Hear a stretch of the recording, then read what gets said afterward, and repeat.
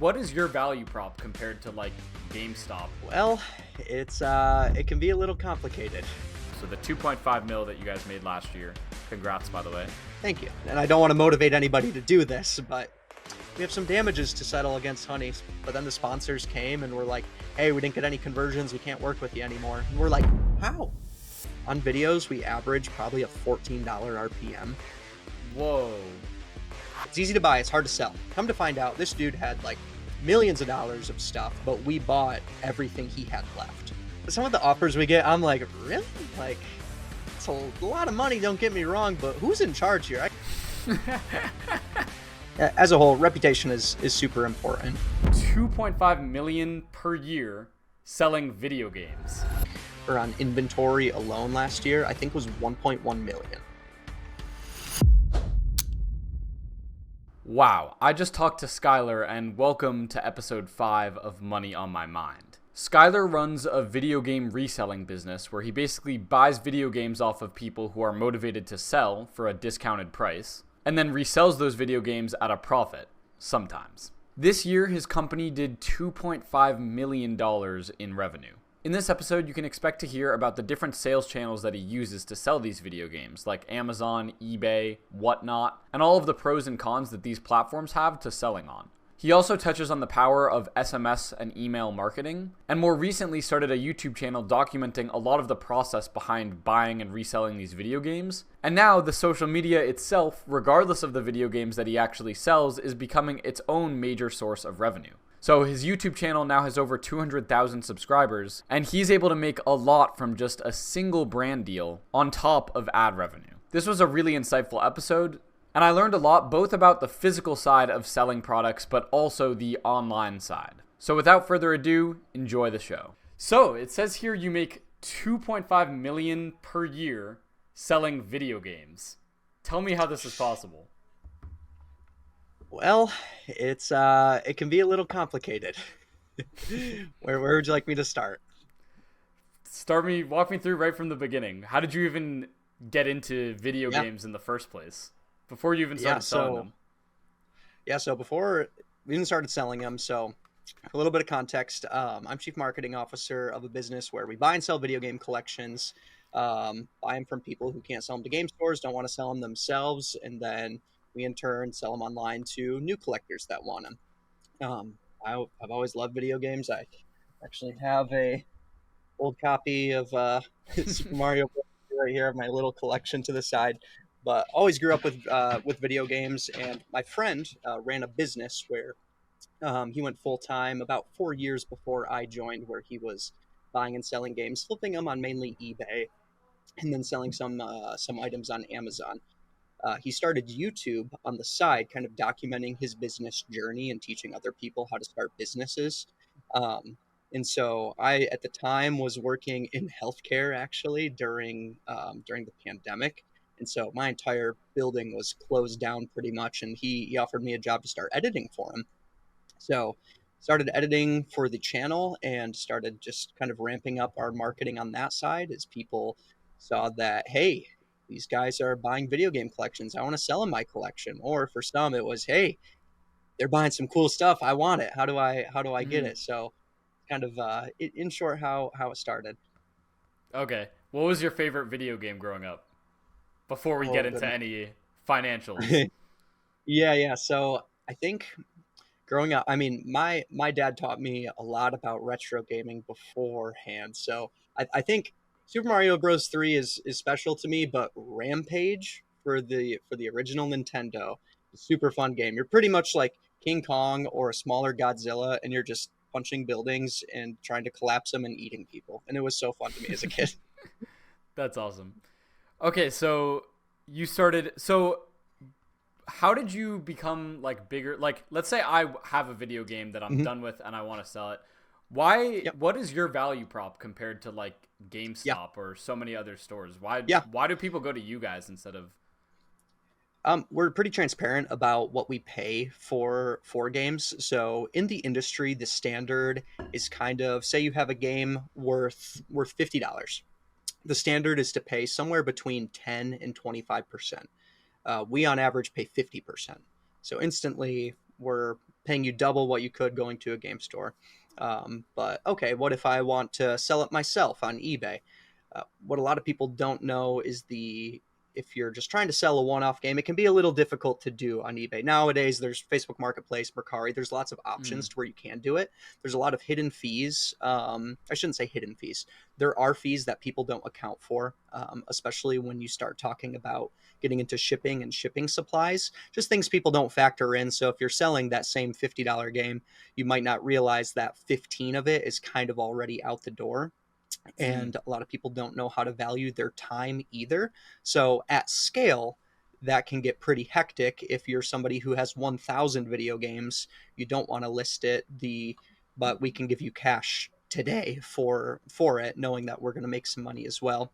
And then there's other things that we can pay much more than 50% on. There's times where we'll pay a lot less. For instance, games worth around $10.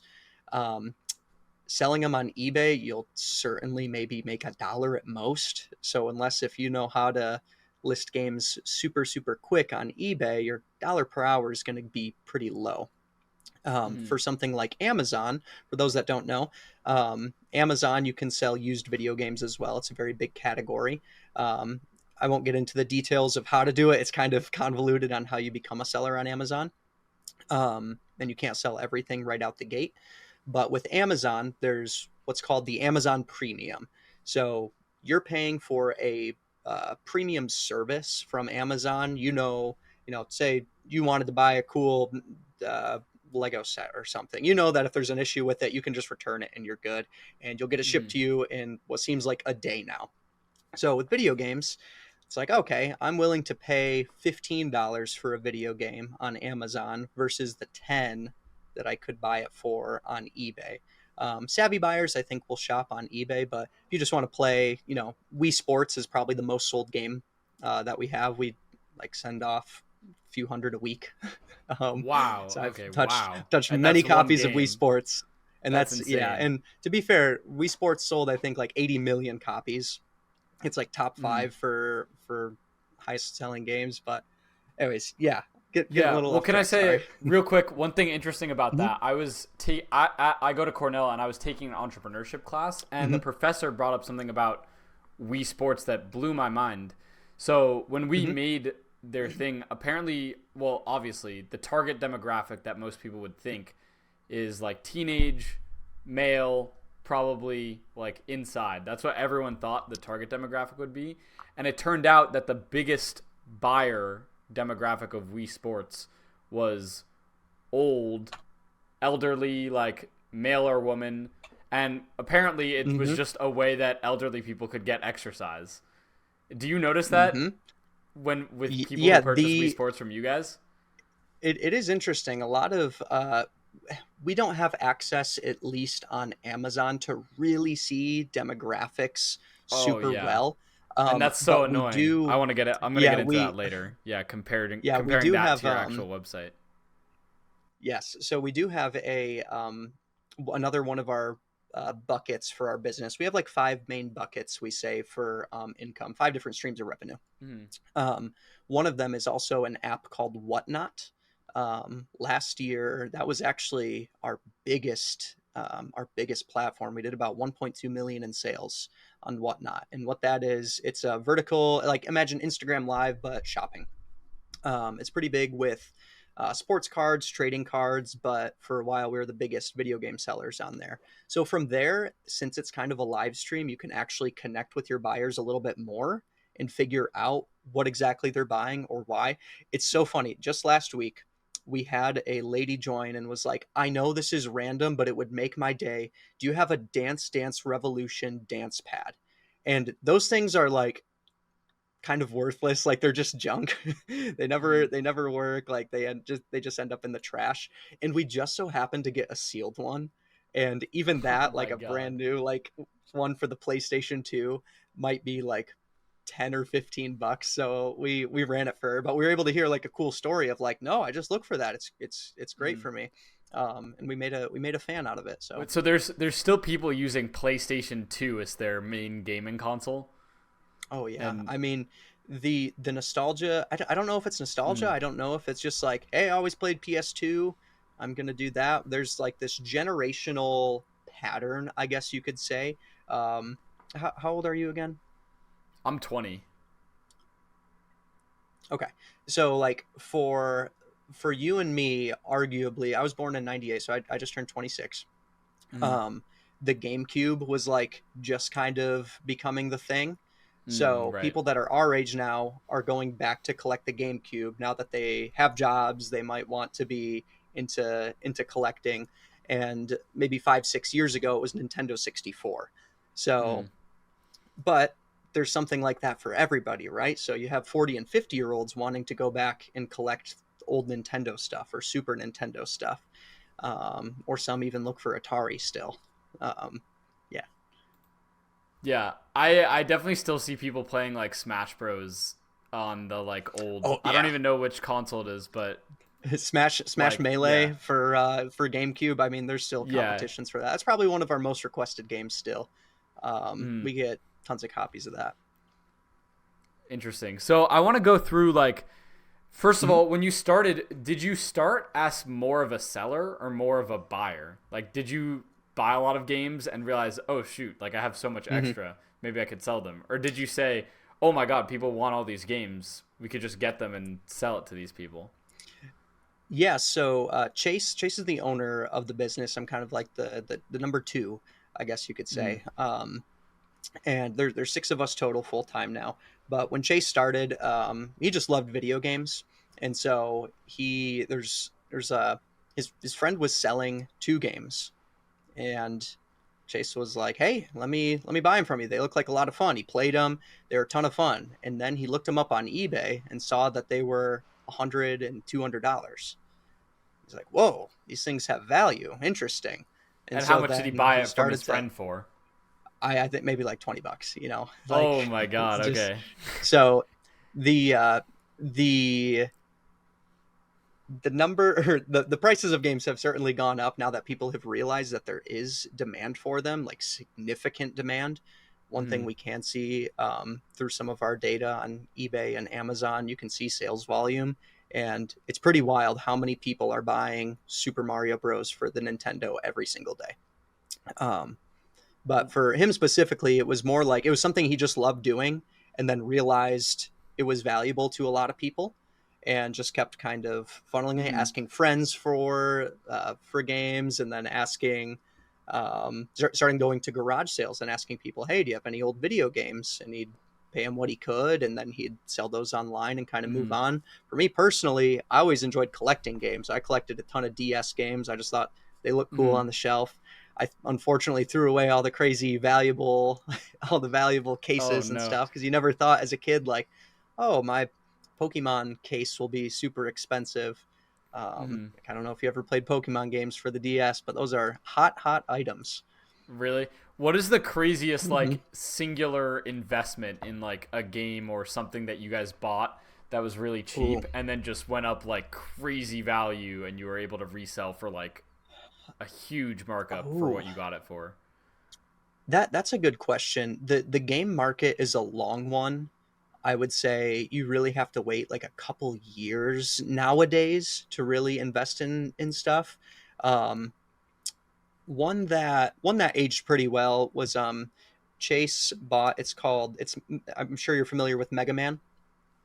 Mm. There's Mega Man X3 for the Super Nintendo. I don't know why it's super rare. I think it was just low print run, but he found it at a garage sale for like a buck, held on to it, and now I think the cartridge is over $300. So lots of stories like that. He found there's a game for the GameCube called Disney Sports Basketball. It's terrible. It's not fun. I've played it. It's not a good game, but Mm. just the disc can be $1,000.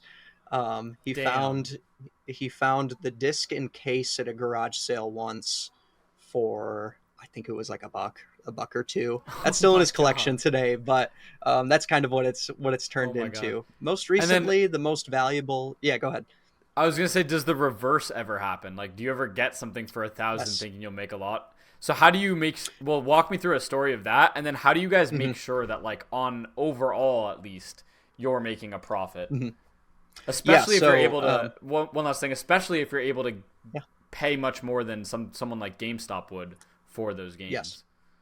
Yeah. So real quick, there's a tool out there that exists that anybody can access called price charting.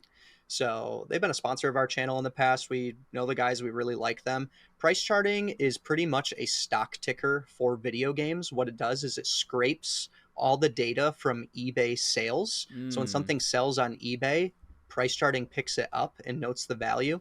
Um, where it can get a little not as accurate is, say you have a game that's sold once in the last 15 years. How do you put a value on that? If it sold 15 years ago for $200, is it worth 2,000 now? So there's still a lot of right. nuance for things like that. But what you can see through the trends looking at games is what was expensive 10 years ago is just more expensive now. And what was cheap back then is pretty cheap now. The only time that games you can really predict kind of a bump in sales for stuff is if it hits some kind of new cultural zeitgeist, where, for Mm, instance, GameCube, specifically, the whole kind of every single game kind of spiked because a lot of people on YouTube were watching videos where somebody was collecting all the GameCube games and trying to go for a great GameCube set, and several people have done similar things. Let me document my journey collecting all mm, Nintendo. um, but also it plays into the what I was talking about earlier, kind of hit at the perfect time. That was also during the pandemic. All collectibles spiked up in right. value because people had more money, they were at home, they were bored, they wanted to play their childhood, and GameCube was just kind of the generation that it hit. So I don't think anybody could have predicted that. But when there's remakes of games coming out, usually the older one can see a spike in value. Paper Mario: The Thousand Year Door for the Nintendo Switch just came out. It was a remake of the GameCube one, and I guess that might be a bad example. That value everybody was expecting to go up. That value everybody was expecting to go up, but it actually went down a little bit because Mm. everybody was expecting it. So sellers were trying to get more So stock to sometimes it's sell baked it, into and the it kind of, price. Right. yeah. So as a whole, we buy where the market is. So it's we're never trying to predict the future on games as a Mm, whole. We try and stay in the now. If this game is worth $30 right now, we'll pay what we can for it. And if it goes up to 50 in the future, awesome, we'll pay more for it in the future. So selling quick is a big thing. We don't want to have a giant stock of video games where, say, the value of several games could go down. Um, People are also buying games a lot during certain times of the year, so you have to plan accordingly to that mm. on how you're buying. So there's a lot of things to consider, but as a whole, for business principles, if you're buying inventory where it costs 50% of what you're selling it for, doubling your money is a pretty good thing. Obviously Yeah. there's fees Do you know how and all of long that to on consider. average you hold it for? We have a lot of dead stock of just stuff that's not really worth our time. It can't be sold on eBay efficiently. It can't be sent off to Amazon to be sold. And it's not super attractive to our live buyers and our live shows. So Mm, it kind of sits. That's where we're playing this little middleman game that we're getting into, where it's like, okay, let's get ten of these items that not a lot of people will want. Let's just sell them for $1 a piece and let somebody else make their money. right. So Yeah. a lot of stuff like that. As a whole, we try and clear inventory month over month. When we were listing a lot on eBay, if something was in our eBay store for more than 1 month, we would cut the price by 10%. And then by month two, we'd cut it by 15%. By month three, 20%. And then Is that done the automatically, or is that like we have manually to set. looking over at the end of the month and seeing if it's sold or There's not, and then dropping it? Yeah, there it is a pretty manual process. eBay, I think, well, I know is probably the best way to start a reselling business still. I do think you can outgrow it, and that is okay. Um, eBay has a love hate relationship with a lot of people, I think, because and we've been sponsored by eBay, so I can I can still say this. We've had the privilege of interviewing the CEO and doing some stuff Mm, at eBay's headquarters, which was a lot of fun. But eBay to people like you and me, I think even today seems a little antiquated. Like, how do you list? How do I even Yeah. post something on eBay? Let me just throw it up on Marketplace instead, right? So Yeah. I think a lot of people underestimate how many buyers eBay still has. It's just with an older audience. They still have 100,000 people visit, or 100 million people buying or visiting their platform every month. So it's still a very viable platform to sell on. Okay. So my understanding is on Mhm. you look at like the you make your bets by looking at games in the past. If they were cheap in the Mhm. past, they probably didn't have much demand, and they're probably not going to be able to Mhm. sell that much in the future. If they were expensive in the past, they'll probably be even more expensive in the future. So that's your base, Yep. and then you try to ride cultural trends. One that I was thinking of Mhm. was I know the Tetris boom happened when Yeah. that one guy uploaded a video of like someone beating the Tetris game. Did you see Oh yeah. Tetris sales like spike like crazy when that video started going viral? Yes, and we actually, because games spike in value when stuff like that happens, the reason they're spiking in value, it's very simple. Like, I don't know if they teach economics classes anymore in schools, but supply and demand. If you have a huge demand for something, the price is naturally going to go up, and the market will try and meet it with Yeah. supply, bringing the price back down. Yeah. Tetris for the Game Especially when you're Boy, working with we saw a physical. big spike. Yeah. Oh yeah, because they're Yeah. they're There's only going to get literally a more beat limited up. They're only supply. going, Exactly. yeah, and it's dwindling. Like Exactly. they're just Exactly. getting burned. They're getting broken. They're getting thrown Mm-hmm. away. Um, it's funny. We know a game store owner. His motto is no game left behind, because he wants to buy every single one, save them from the trash. He's like, even if you're going to throw them away, just drop them off at the front porch. But yeah, Tetris is a good example because we actually went to the World Championships in SoCal last year at the SoCal Gaming Expo. That was a lot of fun. Our friends owned that one, and that was a great time. And that's when I was like, oh yeah, Tetris has been selling really well for us. Like, we were getting it a bunch on the original Nintendo and the Game Boy, and because of that, the value was going up. We're able to pay more for it on the buying side of things. So then we start getting more in. So I think in stock right now we have like 15 Tetris Game Boy copies, like Mm-hmm. just ready to be sent to Amazon.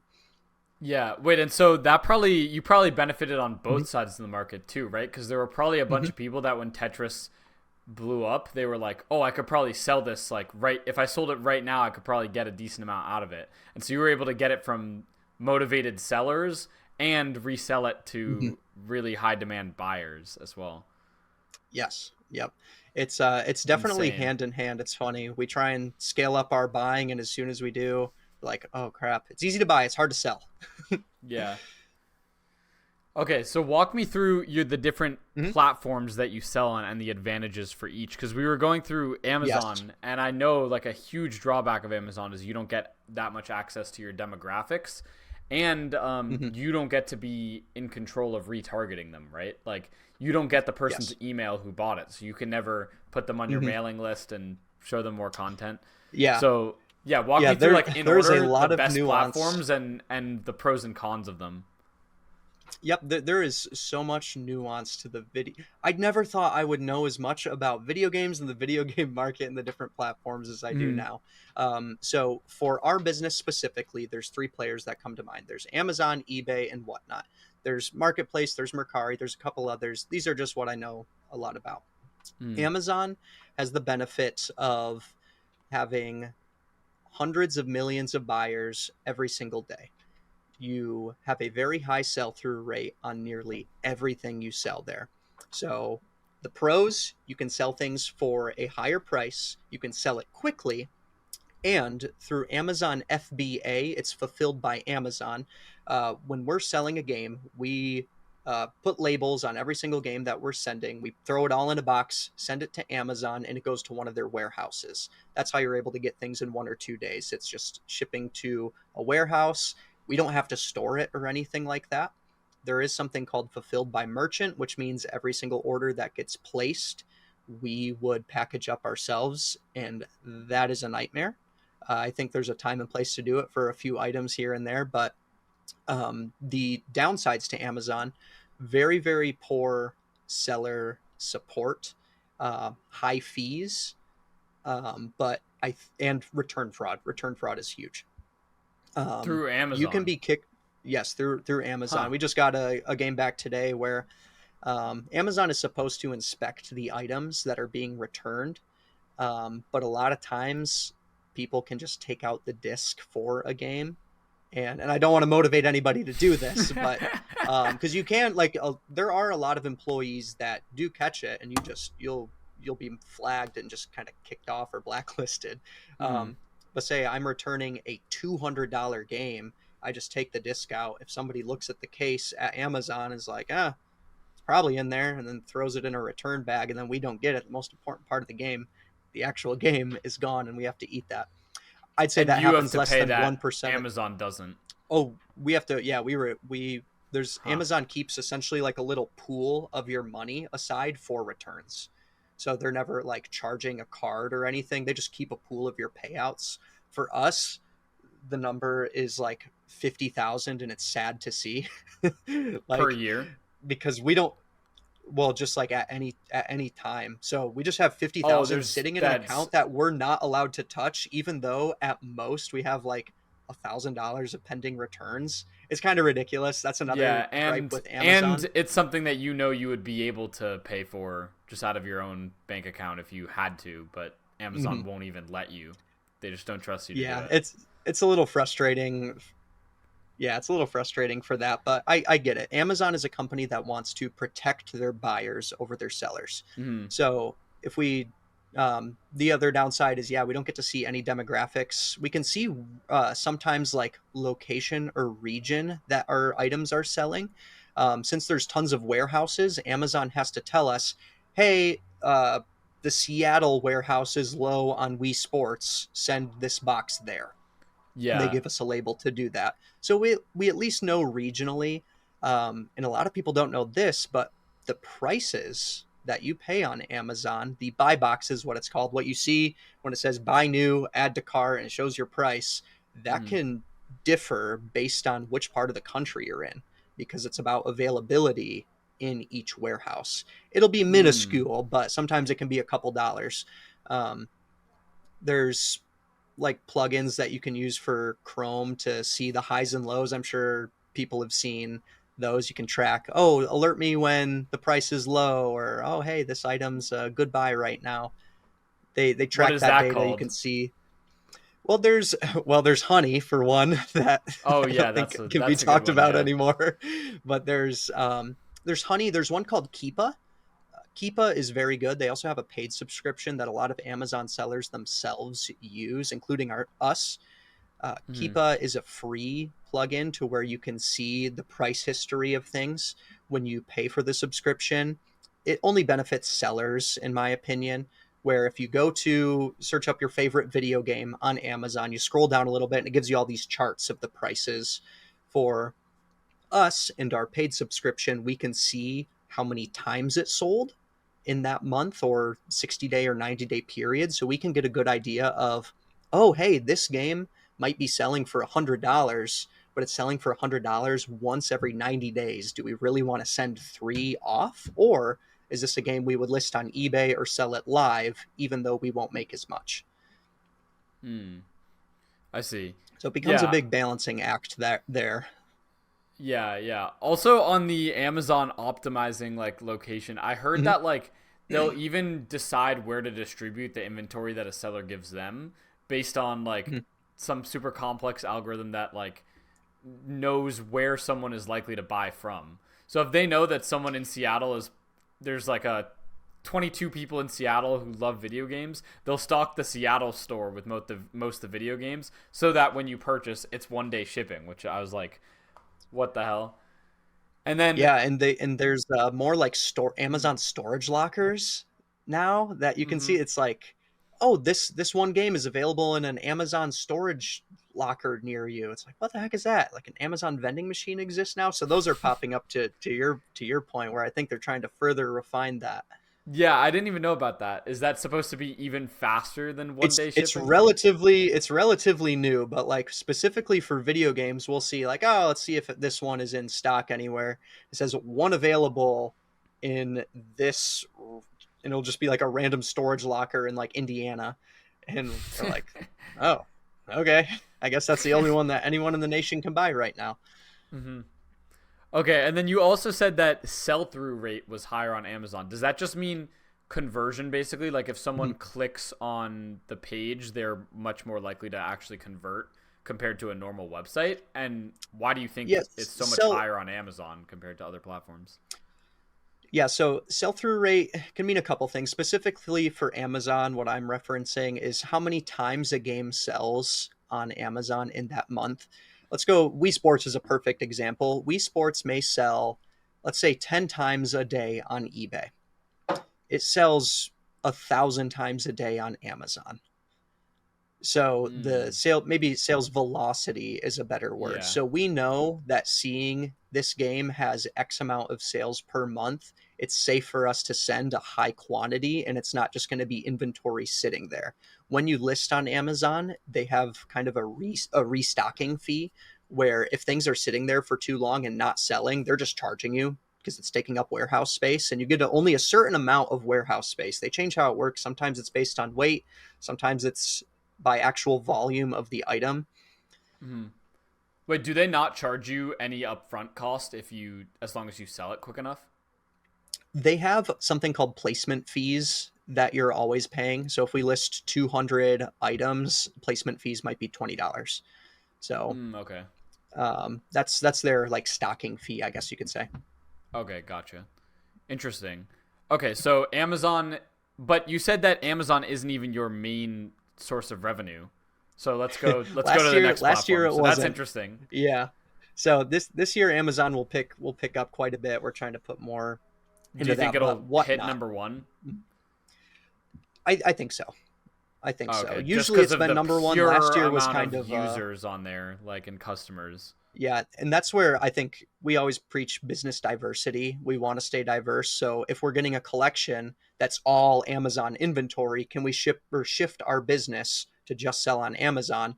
But say it's a bunch of complete in the box, complete in the box games like this. We're not sending this off to Amazon. This is going to go on a live stream where we can sell it to a collector. So if we're getting a whole collection of that, that's where Whatnot comes in. So Whatnot is a platform that's been around for maybe 3-4 years. They were really smart in the beginning with influencer marketing. They got a lot of big names to get on the platform.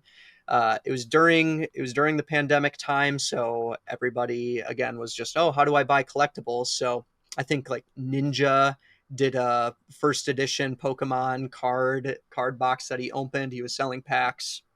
I think Logan Paul did something with there. Steve Aoki was there. Hmm. Gary V now is he does a lot on Whatnot. Even hosts a podcast on Whatnot. I catch him here and there. Really? Um, So it's like a social yeah, we media platform more than it even is you can a use it as one selling if you just want platform. to. Yeah, if you just want to stream there, you totally can. But it's a marketplace at its. Hmm, I okay. It's a streaming platform first, so you need to have good. Like you need to know how to stream.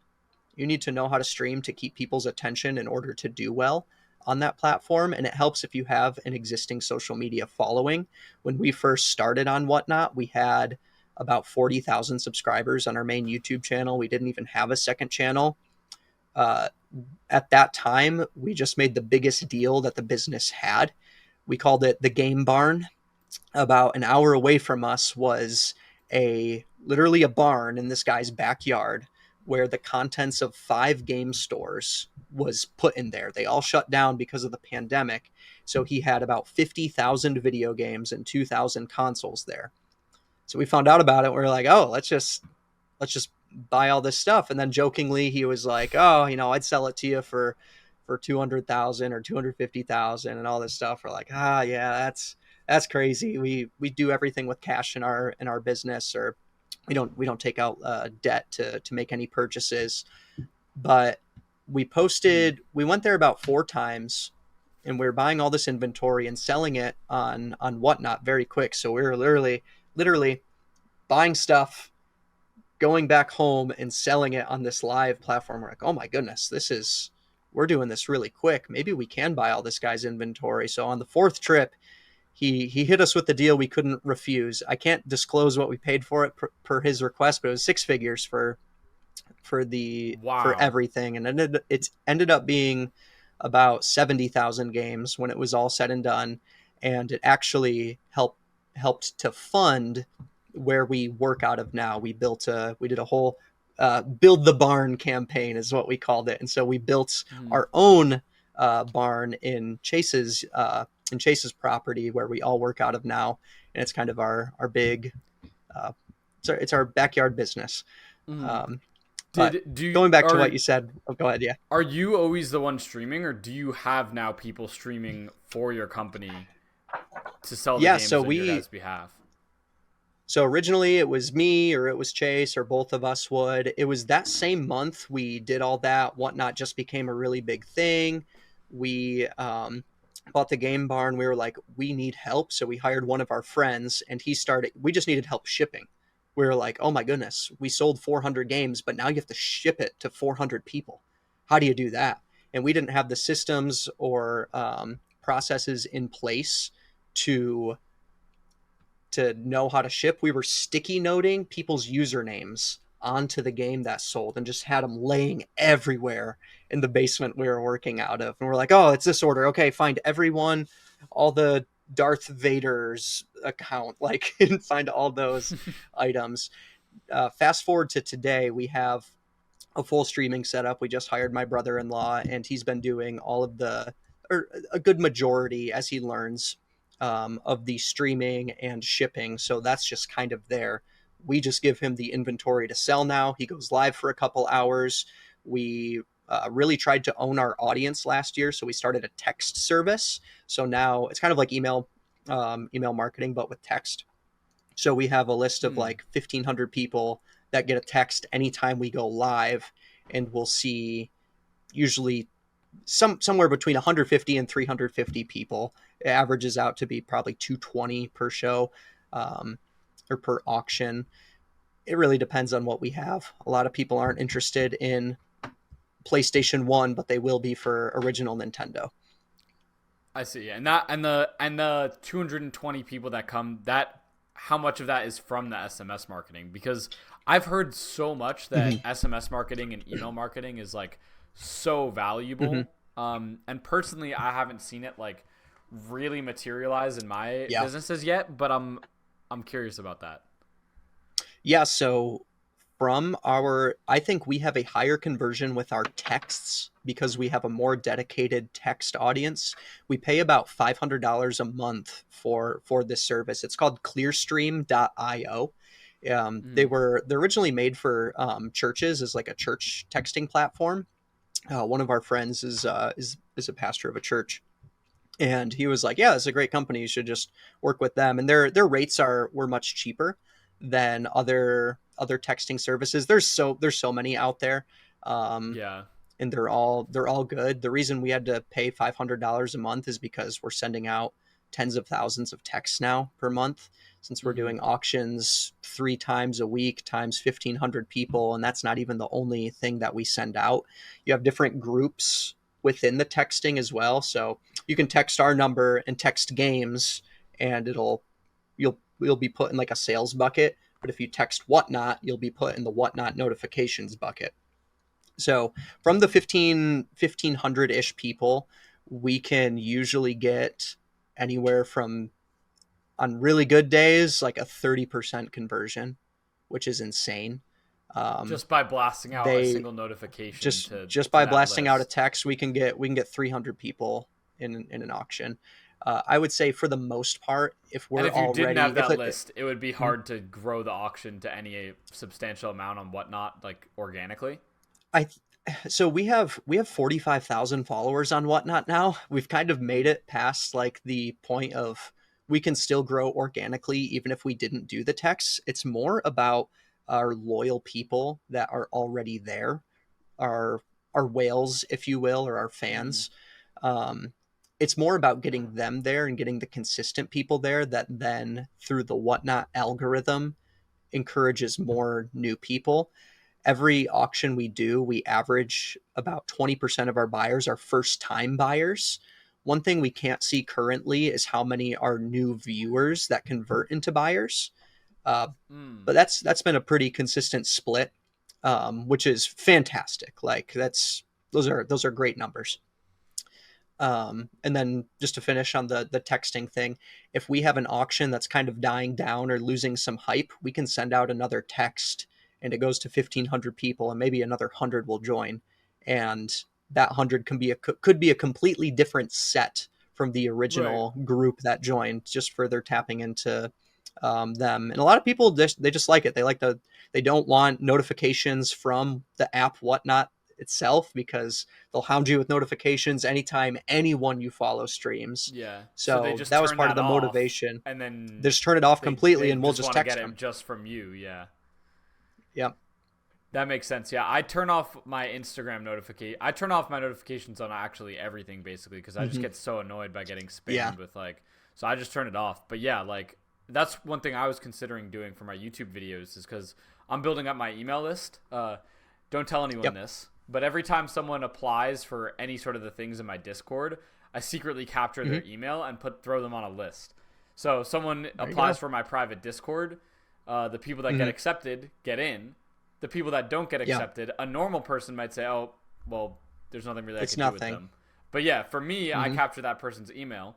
Anyone listening, if you've Yeah. applied, I have you on a list. I haven't sent any emails yet, but Mm-hmm. clearly any of those people are like decently warm or warm enough that they would want to have a more personal connection to me, Mm-hmm. which means that if I come out with new content, Yep. it's like you may as well blast out an email to all of them, letting them know like I just dropped a new YouTube video or I just dropped this podcast Yeah. this episode right now. Like, Mm-hmm. Yeah, so, that's great. What I did when we were building our email list, we don't utilize our email list as much as we should, admittedly, because the mhm, performance of our text list has done so well. Our email list is bigger, and our conversions are still pretty good. It's more about having value to say. We'd rather not dilute people's inbox with worthless emails and just actually have a promotional. meaningful value driven. Yeah. So Mhm, so we haven't done as much email as probably we as much as we probably should, but we're we want to fully maximize our team before we expand. That's always our goal. So anytime we're stretched pretty thin, we're like, okay, what can we arguably not do? Um, Kind of the suffering from success, to put it not humbly. um, that's some of the things that we have to cut. But yeah, email marketing and our text marketing have been fantastic and super valuable. One of the things we did is when we were building our email list, I went to our Patreon. We started a Patreon so we can have a private Discord for people that want kind of a one-on-one how to resell, and just get plugged into a community of people that want that. The industry standard was like anywhere from $50 to $250 a month for similar. So we're like, oh gosh, let's just kind of is ungatekeep it as much as possible while still mhm. justifying the time in our business. Um, in our business, opportunity cost is something we question every day. And it's really easy to get stuck in that cycle of, well, I could be doing this, which could be earning money. It's like, well, but the community needs this. Anyways, I'm getting on a tangent again. For our Mhm. email list, I went to Patreon, found all of our old patrons, and you can scan all of their previous data. So I was like, oh, well, I'll just grab all of their emails. And instantly we went from 0 people to, I think it was 1,000 people on our email list. And it's like, Yeah, with awesome. such warm We can, intent as well. Like, yes. it's people you already know have paid you for the stuff that you're Hmm. providing. So that's so good. Yes, Yeah, exactly. Yeah, interesting. the Okay, so Patreon has been very beneficial for yeah, kind of creating super fans. I would highly recommend anybody who's getting into not even YouTube or content, but just into business, read Super Fans by Pat Flynn. Um, mhm, he's he's the guy who runs the channel Deep Pocket Monsters. It's a Pokemon card collecting channel now, but he's literally just doing what he says in his book, and it's fantastic. It's the moral of it is if you get 1,000 super fans that will buy anything you do, you'll be successful forever. mhm, yeah, yeah. I think Elon Musk came out is like a perfect example of that. Like, no matter what he drops, he could drop a car that looks like a box, and everyone will Yeah. be like, "Oh my god, that is the best thing ever," and Yeah. just instantly buy it. You know what I mean? Um, Hmm. yeah, it's Yeah. crazy. Another good Okay, example I so think is oh like yeah, Whistling Diesel on YouTube. I don't mm-hmm. know if you're What familiar does with he him, do? No, I but don't know him. well, I mean, he does a lot of stuff. I don't know how to explain him. He's like redneck Mr. Beast, I guess you could say.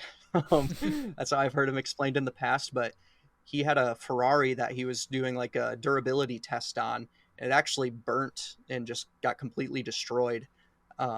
And so he scooped up all the pieces, had them mulched up, and sold 500 little plastic boxes filled with Ferrari parts and made his money back on the Oh Ferrari. my It's like, god, that's hilarious. what on earth? That's Yeah. hilarious. Yeah. Okay, so you got through Amazon, through Whatnot, and then you also have Yes. eBay. So what are the advantages and Yes. disadvantages of selling on eBay? Yes. So, um, this is probably what we have the most experience helping teach people. Um, eBay. I know people who just as a side hustle can do 2,000 in sales on eBay. I know people that have warehouses and are doing 10 million a month on eBay. It is as scalable as you want it to be, and you can sell truly anything onto eBay. That's one of the Mm. benefits. You can really sell anything. Can't sell services, obviously, but you can sell any product you want On on Amazon, eBay. is it limited what you can sell? Yes, if you were to start an Amazon account right now, you would only be allowed to sell books. You have to get what's called ungated, which means you have to get permission from the company that makes an item to sell said item. So if you want to sell Nintendo games, good luck getting Nintendo to allow you to do it. It's really hard. Mm. That's So that's to probably put an it very important short. barrier to entry for you guys to be able to be successful on Amazon is that any competitors have to Yes, go through all these hoops to even get on Amazon. And now since you were able to and get through it, you have access to this huge mhm, marketplace that a lot of other big players might yes. not get access to. Exactly. And that's where we can come in. Hey, you can only sell this game for $20 at most on eBay.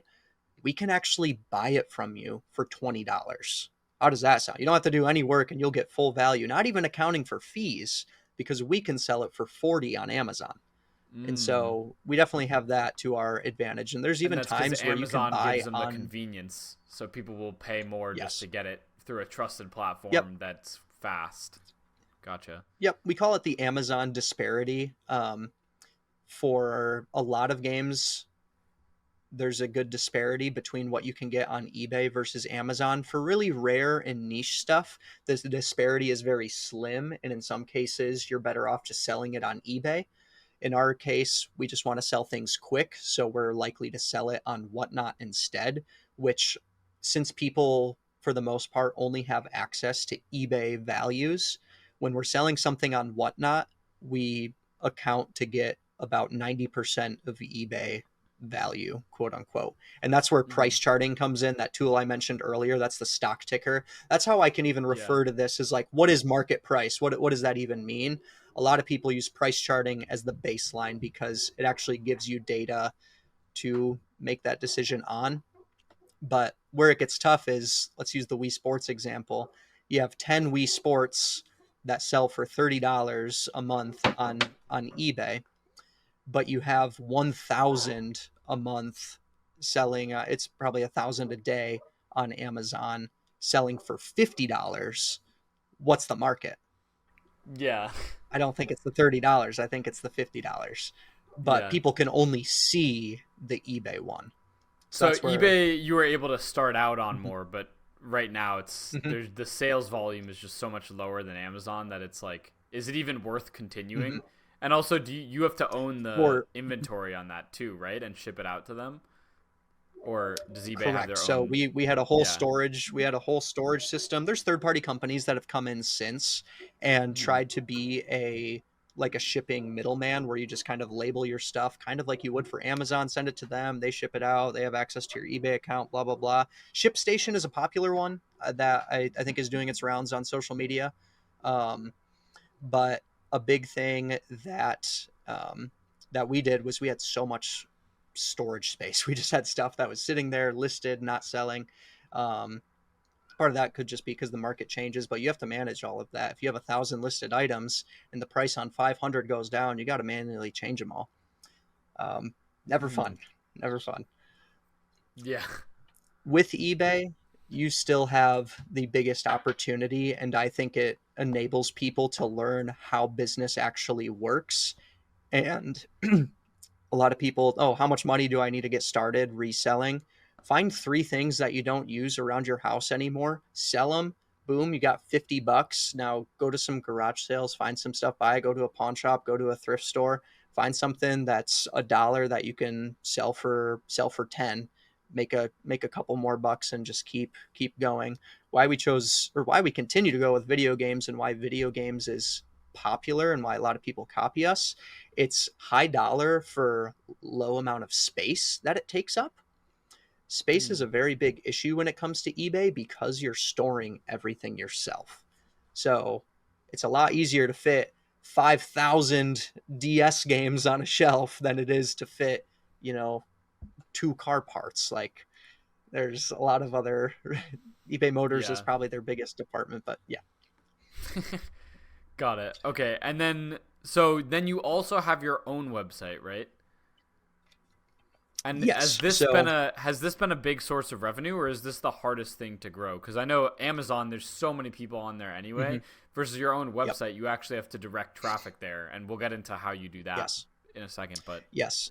So our website, we actually just bought a new domain that we're going to be like switching everything to.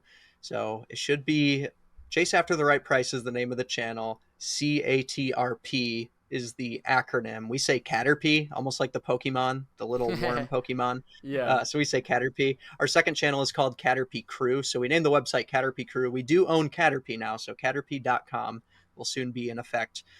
That part of the website we used to sell merch initially and get people for our email list. So we're selling hats and shirts and all that. We kind of break even on the expense of running the website on Squarespace.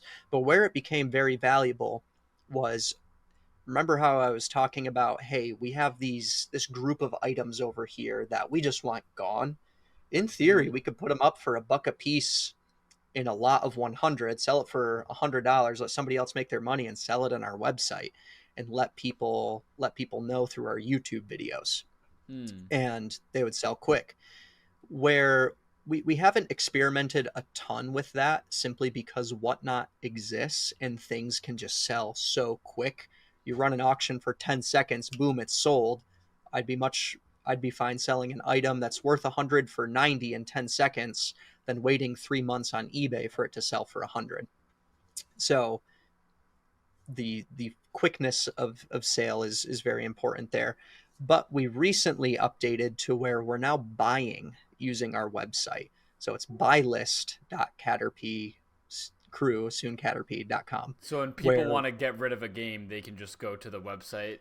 yep, so you can actually just scan it. If you're on your phone, you can scan the barcode of the game, and we will buy any game. We call it our top dollar list. It's about I think it's about 1,500 items. These are the items that we know you are better off selling to us than you are selling on eBay. So a lot of game Mm. store owners that have the $2-3 games that don't move in the store, you would think because they're $2-3 they'd sell. Well, those are the Call of Duties that Mm. everybody already has, so nobody wants them. They'll sell them to Yeah. us for the $2-3. They're getting exactly what they wanted, and in turn, we can sell them on Amazon for 13, 14, 15, make a few bucks profit. But since it's such a popular game, it's worth making just a few bucks profit because we can get dozens and dozens of them a week. Yeah. So, yeah, go ahead. Interesting. Okay.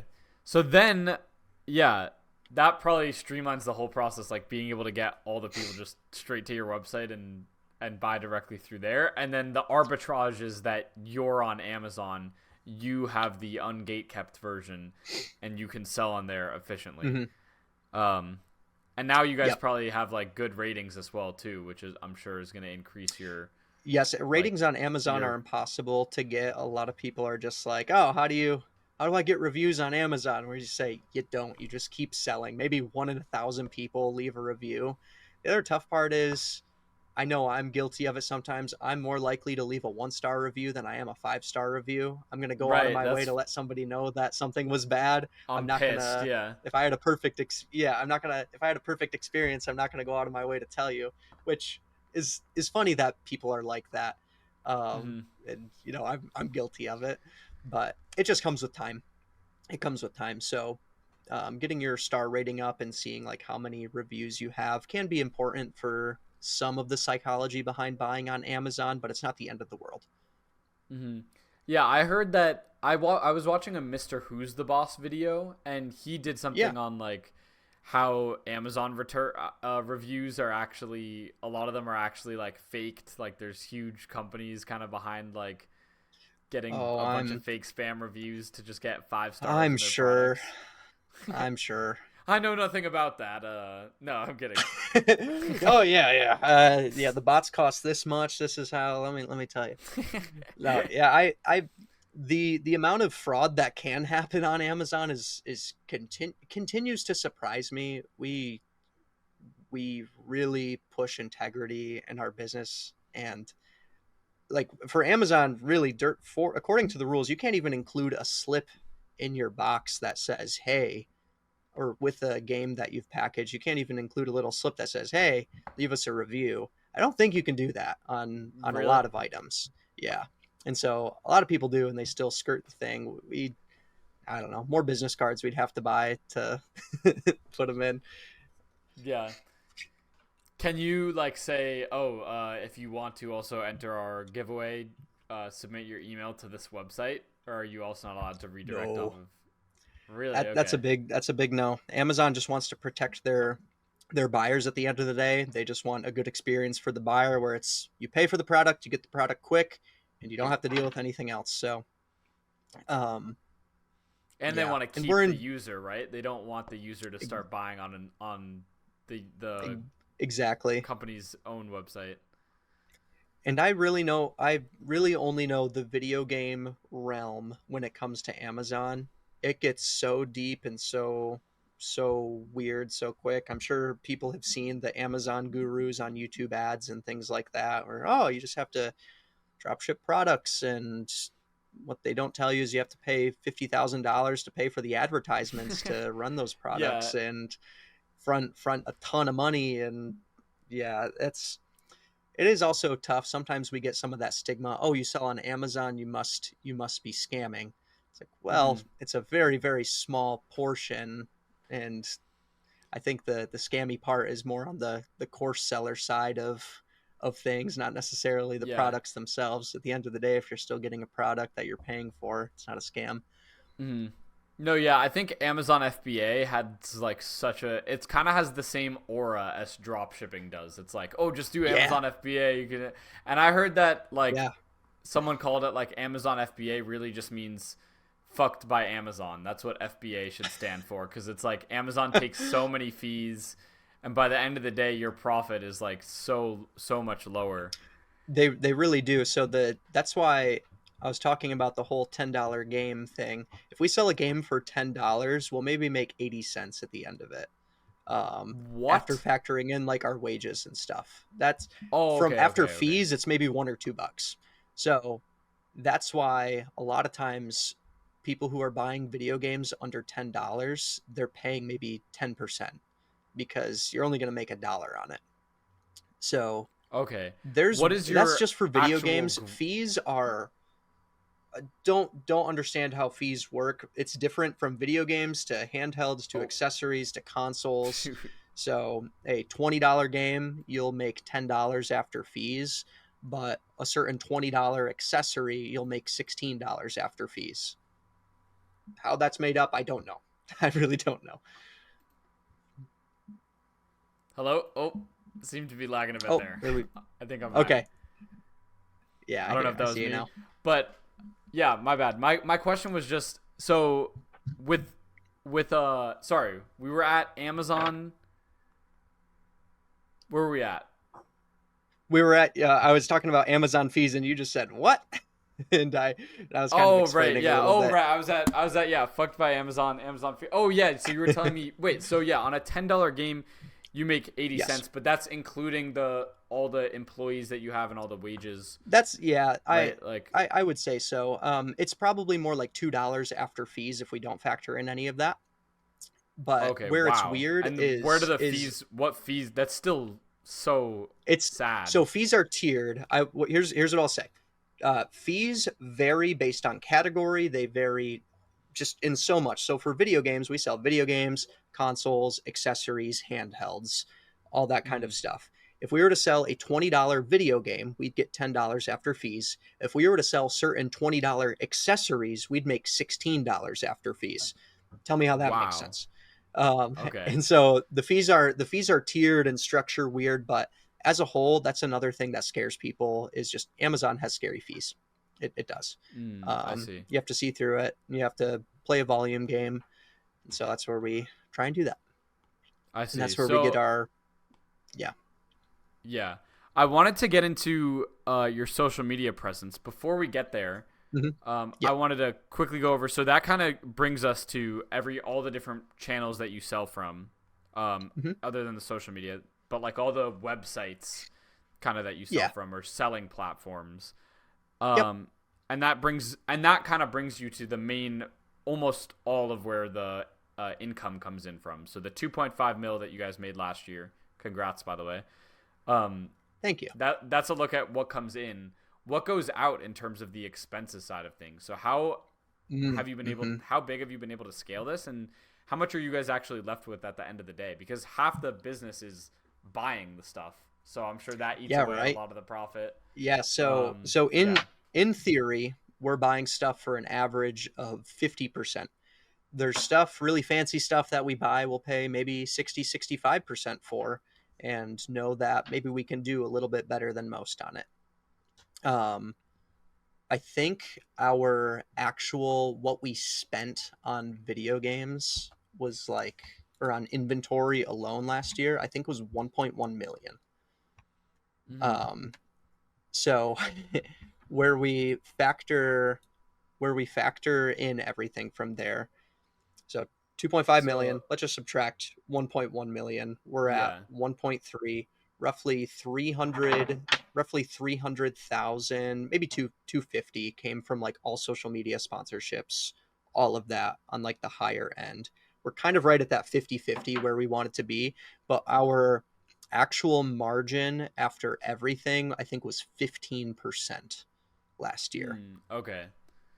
And So that that was brings with a wage profit increase of to. like 40%. Oh wow, nice. You guys That which is pretty high. Yeah. paying people fairly. Nice. Yeah. Oh, I'm very very very blessed to be where I am. Chase is very humble and he's like, I've made it. My goal is to pay you guys as much as I can now and make you make it. Mm, So it's very awesome to be a part of that, and it's the reason I can think about building a house. Like that's yeah. one of my personal goals. So No, yeah, super sick. Yeah, I definitely want to get into that and like the mhm. motivations behind that. But yeah, Yeah. wait. So okay, that's so definitely are a lot of expenses, and yeah, by the end of Yes. the day, it seems like one. So, but I want to actually pivot to social media now because from Yes. my experience with social media, a lot of people are able to run social media brands and businesses with like really low margins. Sorry, Hmm. really high margins, like Yes. really low costs, right? For me, all I Hmm. really need is an editor, Yeah. and that's kind of the only expenses that I need if I run like a media business. I just need some guy Yeah. to clip up this podcast and make it go viral. I already got all the footage here. So other than Hmm. that, like the expenses are really low. So what does the social media side of your business look like? Like I know your YouTube has been Yeah. going crazy recently. Yeah. So top down, it's we're all in house. So it's me and my friend David. Known him for a long time. He used to work for Chase. He left to go work somewhere else. And now we got him back. So he's like my lead editor right now. Him and I will work on scripting together, storyboard. We'll both kind of rotate on who films. He edits the main channel now, and he's been absolutely killing it. I kind of give like the final cut, go ahead sometimes, but I totally trust his discretion. It's really hard to find that, it seems, in the YouTube space. And then Yeah, I yeah. actually edit our second channel now, and I'm kind of growing that in the background. It's more of a vlog style channel, where we just give business information on the back end side of things. Mm-hmm. But for our main channel, our specific niche, you could say, is video game reselling. There's about 4 big players. We're one of them, and there's two like almost umbrellas there. There's like the video game category as a whole, but then there's like the retro video game category, and then you have reselling as a whole, which like reselling cards or clothes or shoes is like super big. So we're like in the video game space, but there's still a lot of room to grow. What makes a good video and what helps is people like watching you spend money.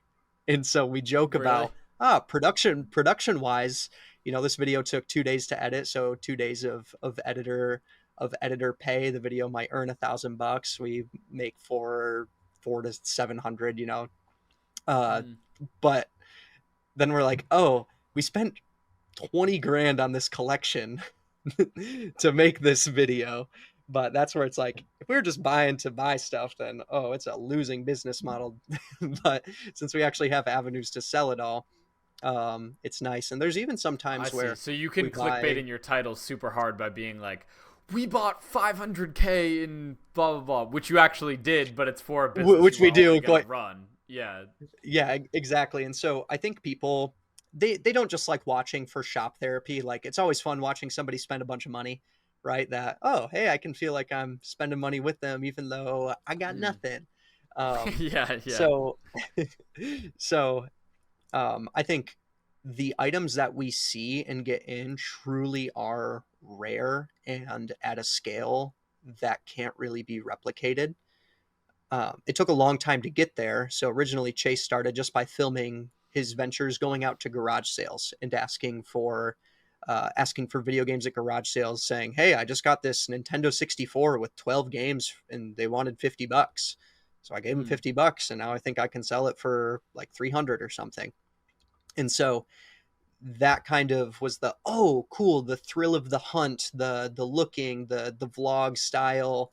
Let's find this. And it grew a bit, and then we're kind of like, okay, now we're getting bigger and bigger collections showing cooler and cooler stuff, which is getting a bigger and bigger audience because it's Yeah. never before seen things. One of our videos that popped off recently, it's got like over 1 million views in a couple months, was we bought a Nintendo 64 controller. There's only, apparently we found the 14th one. There's only 12 or 13 known to exist. We found the 14th one. Only 25 were ever made, but it was a championship controller that they gave out to competitors at an E3 conference back in like 1999 or something for Star Fox 64. Hyper weird. We knew this guy. He's in our Discord. He's like, yeah, I got one. I got one during that time. I have it. I don't know what I want for it. Maybe $10,000. So we joked about getting it for a couple years. And then we actually flew out to California and he was there. And we're like, oh, shoot, let's actually come to a deal on this. And he wanted to sell it. So we ended up buying it for $5,000. $5,000 for a piece of plastic. Never thought we would be doing it, but it's a piece of Mm. history. And I think we did a pretty good job documenting that and showing why it was significant. Mm-hmm. And because it's a unique one of one special piece, now we've got a ton of people in our DMs saying, hey, I have other crazy one of one special pieces, give me money. And we're like, well, we can't just buy all of them just because. That the other nice part, and we're primarily in the long form world. So if you're watching and you're in the short form world, this RPM might sound insane. On videos, we average probably a $14 RPM. Whoa. Yeah. Yeah, that's good. uh, How long are your so videos? anywhere from, we try and have an 18-minute minimum for our Okay. videos. The one that got one To point, run multiple mid rolls, probably, right? yeah. So the mid roll thing is actually interesting. We just changed up our we're doing a little test on that. We've always placed mid rolls about every 2 to 2.5 minutes. Mm-hmm. We recently saw some data that suggested place a mid roll every 1 minute. For those that don't know, you can manually place mid rolls, and it's an opportunity that YouTube has to play an ad. It doesn't guarantee you're going to get an ad every single minute. It's just YouTube knows the viewers and see, oh, hey, if I'm going to play an ad for this person, but they always like get rid or stop watching if they get an ad in the first third. I'm only going to show them ads after the first third. So the more data points you give YouTube to match somebody with, the better viewing experience, all of that. But we've actually seen revenue increase quite a bit without any fall off in views, and a lot of other Really? data that currently is out there supports that. There's no Mm-hmm. statistical significant change or statistically significant change in adding more mid rolls and seeing lower retention or lower views. Mm-hmm. So we're rolling with that, and I think we went from kind of riding around $12,000 a month on our main channel in ad revenue to we're like under 15,000 now, so about a 25% increase. Did you And this is the worst time of the right, year for ad Q1 is rates too. yeah. Yeah, Q1's Did terrible. you so I tested the same exact thing. That's hilarious. Yeah. I'll tell you something you could do to make it even better. There's this extension called NextLev, and Okay. I don't know if you've been manually typing in Yeah, each 10 I need to write seconds. this down. NextLev I lets just you kind of skim roughly to that amount yeah, and yeah. Bro, you got to watch my videos cuz I've put the sauce in it. next But I'm working on it. I'm going through them all. NextLev basically lets you choose the interval that you want to place the ads at. So Oh, NextLev has that's as low awesome. as every 10 seconds. Really? Yeah, so I've tried that on my channel. Now, what I did for my test was I just took a Mm-hmm. video that I already had the ads placed on before. And then on Mm-hmm. day, let's say February 10th, I'm like, all right, I'm switching the ads to placing a mid roll every 10 seconds. And then I go to the Yeah. advanced analytics and see what my RPM is before February 10th compared to after February 10th on that same exact Okay. video. Personally, I was so excited to see a difference, and I didn't Mm-hmm. end up finding a big one. After like the No. first day or two, it looked like, oh, maybe the RPM's raising, but then no. After like a week of data, it was like, it's honestly just fluctuating around the same level. Huh. Yeah, we've been Um, doing this from since the beginning of the year is when we wanted to start, and we haven't had any videos that have gone like crazy proportionally either. So maybe it's just an overall boost in RPM. Maybe it is nothing, and it's just a little bump. yeah. Um, Well, but did you we're look at hey we RPM specifically, or did you look at? our RPM specifically last year we averaged I think $11.80 on the main channel and $12.40 on the second channel. Mm, And right now all of our videos are between like 12 and $15 right now. gotcha. Okay. And that was Damn. simply all we did was change our interval from Yeah. like 2 to 3 minutes to 1 minute. Yeah. I think probably you have a combination of a pretty highly targeted audience, right? Like Mm-hmm. an advertiser knows exactly who they're getting in front of when they go on your channel. Oh A yeah, our niche is very. I understand why our RPM is as high as it yeah, is. decent amount of mid-roll ads, and then also you're talking about people who are probably not super young, right? My channel is like 18 to Mhm. 24 is like a big chunk. Yeah. Your Let me guys is see what probably like our if people are buying demographics old. are. Yeah, I'm curious because if people are buying like old Game Boys, it can't be like 18, I I right? think you would Unless be. I think you'd be surprised. Because we make our content not like for kids, but we make it family friendly. And mm, let's see, let me go to analytics in our audience.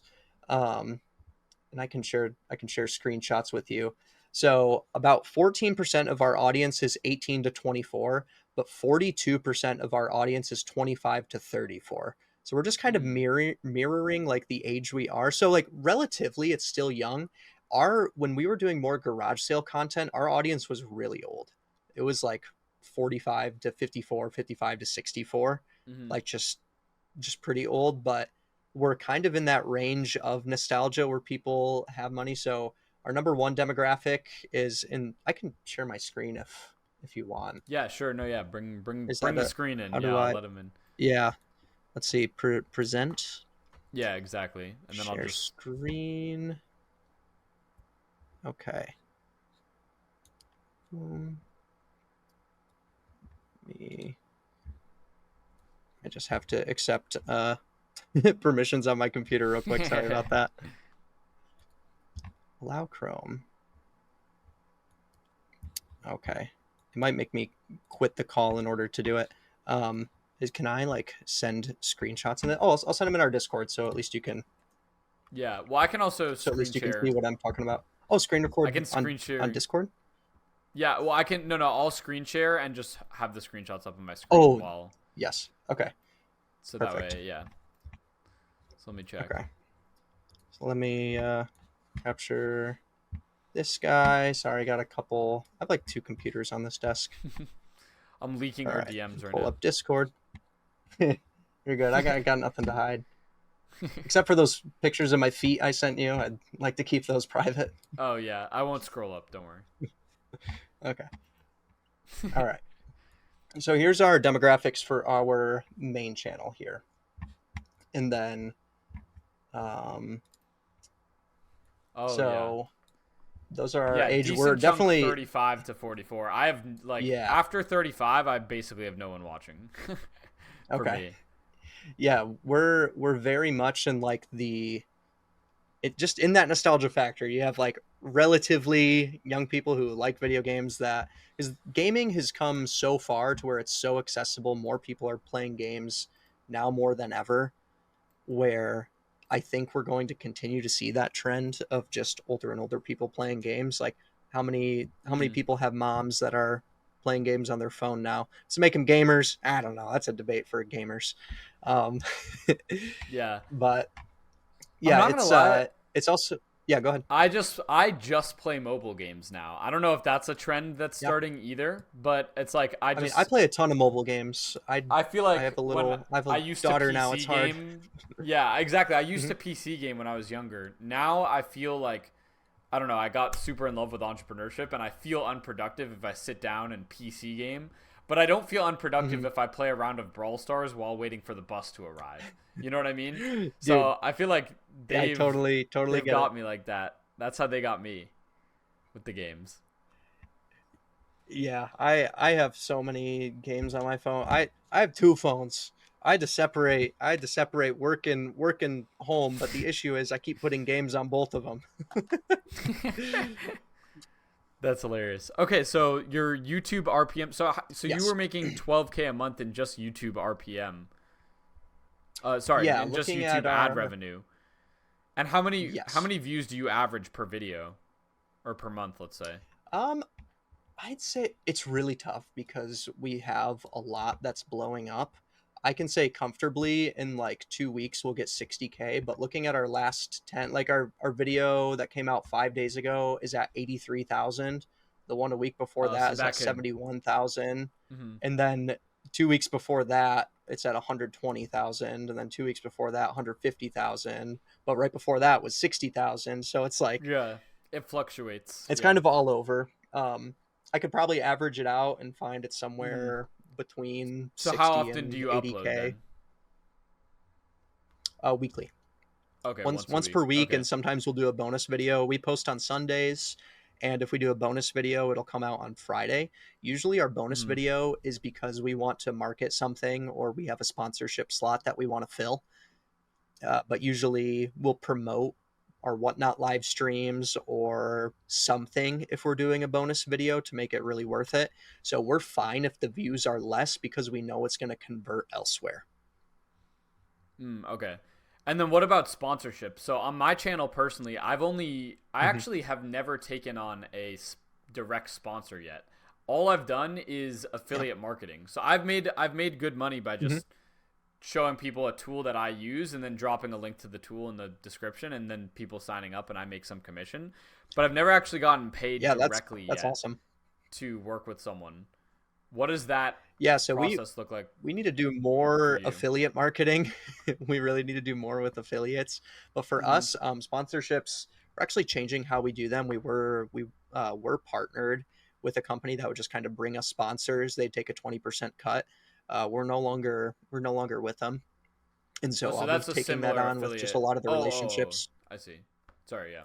Yeah, so um, I'll be taking on the role of reaching out to brands, doing that kind of stuff. We're at that point that we hit in subscribers where people are just messaging us. I'd say for every 10 sponsor requests we get, maybe one or two are worth seeing. A lot of it is just like, hi, promote our Amazon product. We'll send you one.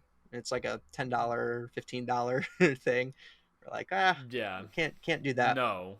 For Yeah. us, because we have a collector and video game type audience on our main channel, it is we get like random gaming related things. Like Displate is one that I'd love to work with because they have cool video game things, so people can soup up their game rooms if they want, or their collection rooms. We've done partnerships with eBay because we have a reselling business, so they want to pay for the exposure of the main channel. There's a difference between sponsors we take on the main channel versus the second channel. The main channel is if you want a lot of eyes, not necessarily a ton of conversions. Our second channel, Yeah. because it's a more dedicated audience, we can almost promise more conversions. And actually, we probably earned last year the same amount sponsorship wise on each channel, even though our main channel has 5 times the subscribers. Yeah. That makes sense. Yeah, so even with way less views, if you can just get better conversions. Yeah, that's what I found. It's the same thing with affiliate marketing. It really doesn't matter at all. There's even channels that aren't even monetized yet that do this kind of tactic. And so what you really want to do, well, it's like a combination of affiliate marketing and YouTube, like optimizing for YouTube search basically is the strategy. But what you really want to do is find people who are really warm buyers, and the question that they're looking up on YouTube implies that they're a warm buyer, right? So if someone's looking up, like, for example, if someone's looking up a best discount code for YouTube Premium, and you have an affiliate link and you have a discount code, you can already tell by the question that person's asking, like, they're on the checkout page. Yeah. They're about to buy. You know what I mean? So it's a very warm buyer right there.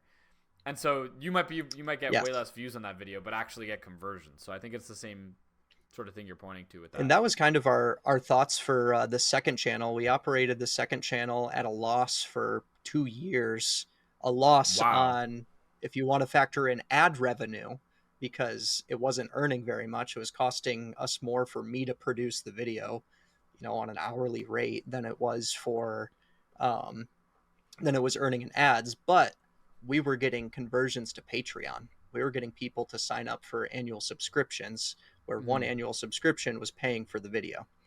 And when you're getting a ton of those for the videos, that's where it became worth it.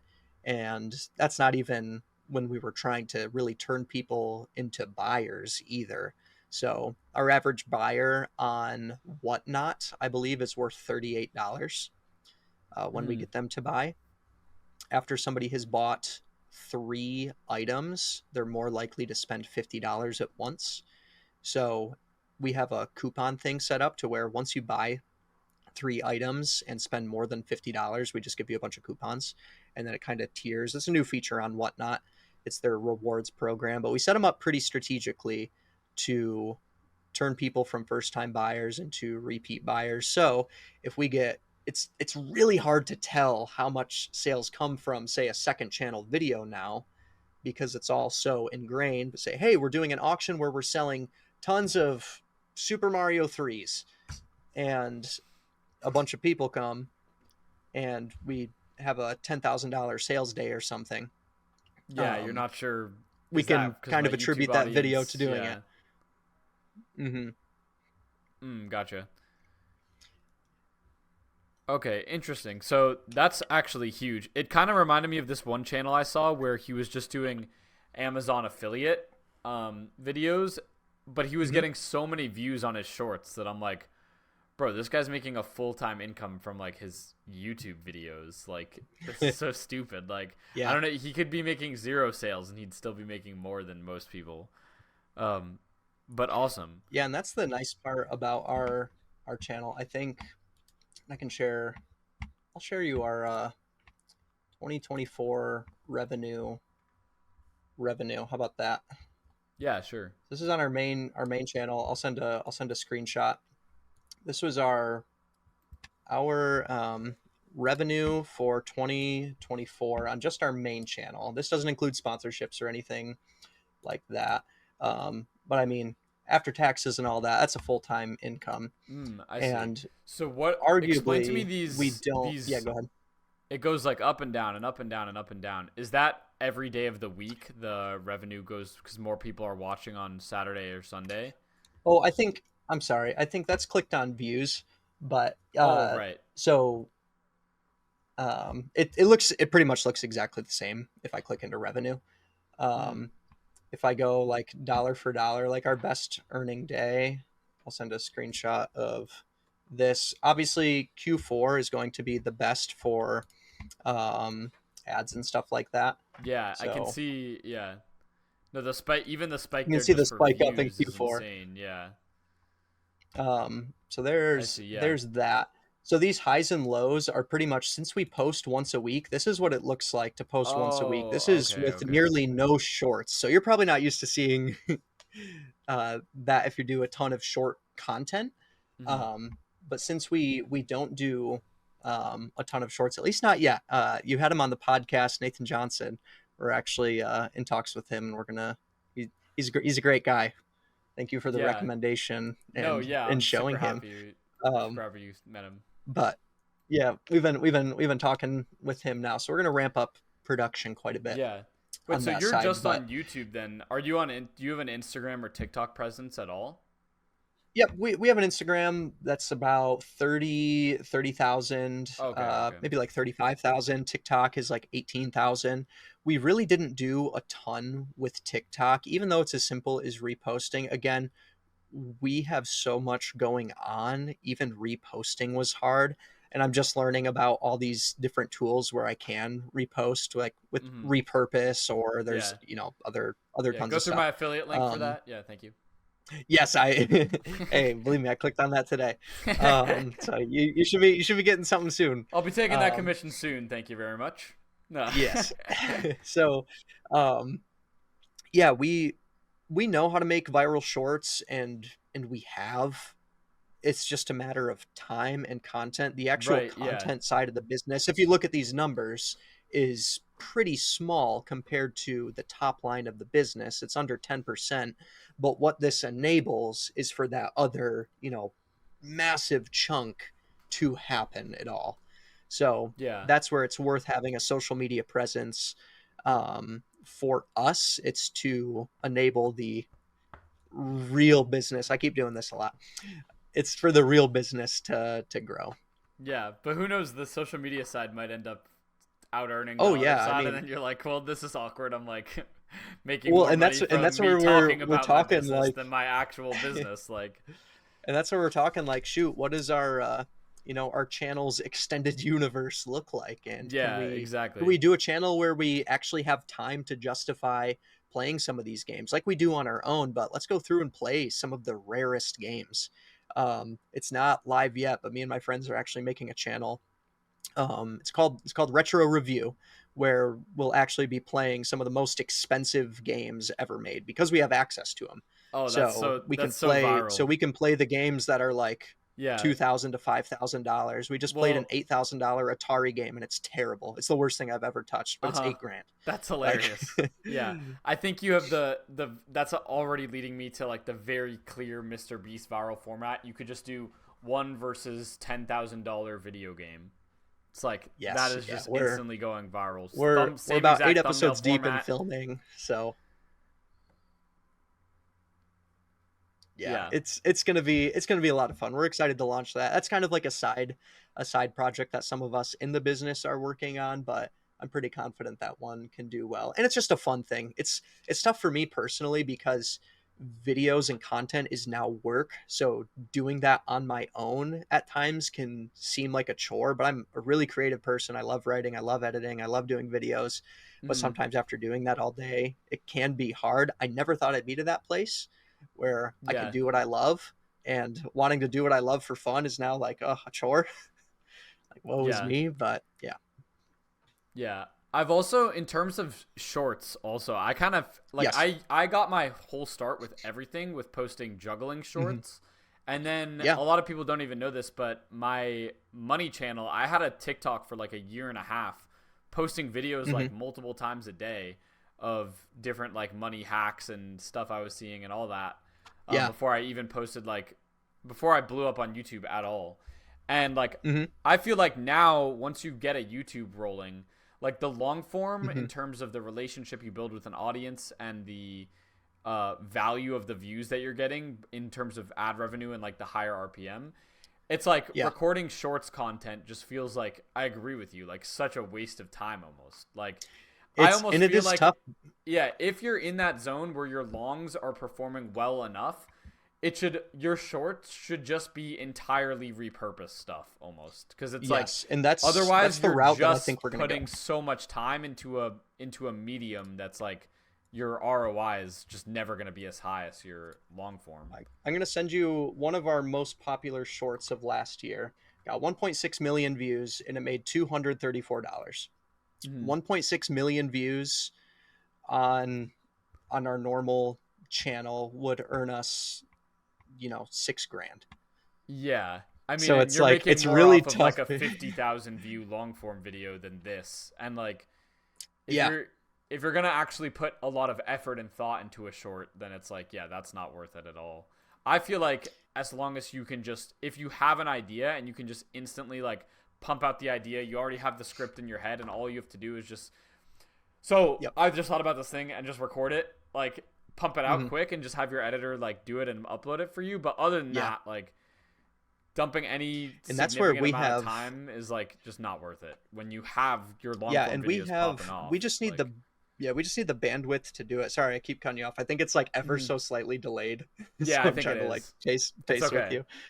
Um we have a business collection. It's Chase's collection, but it's like kept in the business where we have hundreds and hundreds of games. So the potential for content is also crazy high. We could do a dedicated shorts channel just to like 30-second history about thousands of games that Yeah. we get in, but it's simply about having the bandwidth to do that. So that's where this year my goal is to really expand media. For the actual business side where we're refurbishing games, it's a lot harder to teach somebody how to do that and keep them in house and pay a full-time competitive salary, where they also have an incentive in the business, whether it's a percentage of sales or a percentage or a bonus if we do so much in sales in a month, whatever it is. It's a Hmm. lot harder to scale that the versus scaling media, where all you have to do in today's day and age is create the content and send it off. Or in a lot of cases, I could arguably have somebody script write, hey, here's a list of 50 games, come up with a script, 30-second short script for each of them that I can say that gives me or that educates people on the history of the game, one fact that makes it special, and how much it costs if you were to buy it today versus when you were to buy it in the past. Hmm. Um, I think there's a lot of potential for just something like that to go viral with the quantity that we have and could put out. But Yeah. again, it's just a time factor for us. Yeah. No, 100%. I'm curious actually how you got to the scale you're at now. So how many people do Mm-hmm. work at a Caterpie? Yeah. Yeah, Caterpie. That's what we call it. We call it Caterpie. Our team is the Caterpie crew. Um, so it started with just Chase. He was working full time out of a or two bedroom apartment. He went to college, and him and his wife were like, "Hey, let's just try out this reselling thing." He was paying for his college degree out of pocket with just what he was making as a part time job. He's like, "If I do this full time and double my time into it, can I 2 or 3x the output?" And he 4x'd it. So they're like, "Okay, Hmm. let's let this ride for a bit." They eventually got a house and were able to pay that off. And that's where he first hired David, who's now our head editor. And he was just helping him list on eBay. He wasn't even really editing too much until they were like, "Hey, let's start editing a little bit." David left to go work somewhere else, and then Chase hired me on. So now we're working in the basement. I'm listing on eBay, helping out with Amazon, learning that and editing. And then the whole Game Barn thing came around.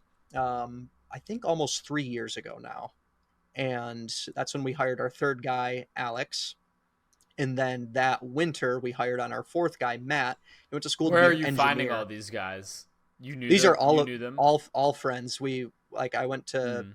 like we all went to the same church, and we've just known each other through family friends as well for a long I might start time. going to church just to find some more There you employees go. for my Hey, business. great community. Whether I mean I can't speak for Yeah. every church, I guess, but Well, you can find I good know I can people and good trust them, community right? at some churches. Yeah, yeah, there you go. They'd So be that going was to one of the hell if big they things. do me wrong. So I know I'm safe Well, with and them.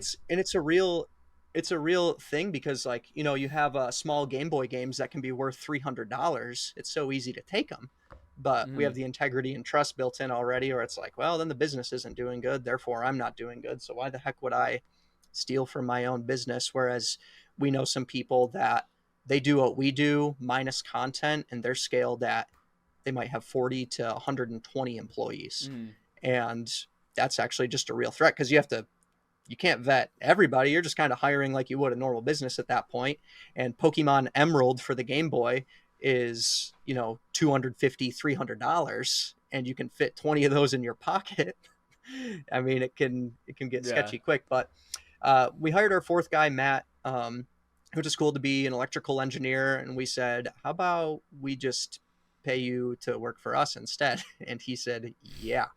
And then we hired David back after all that time, and I began just kind of reteaching him editing through all of this, kind of doing a journey, learning under Hayden or Hillier Smith, just watching successful people join the Creator Now program that Eric and a bunch of other YouTubers kind of did together, and just learned what it really meant to make videos, because our videos were bad for a while, just Mm-hmm. very low How effort, long did but you they still post gained until tens of you started thousands of. seeing views?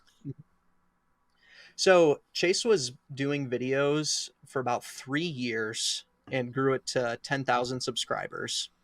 David came on the Mm-hmm. first time, grew it to about 18,000, and I joined right around there.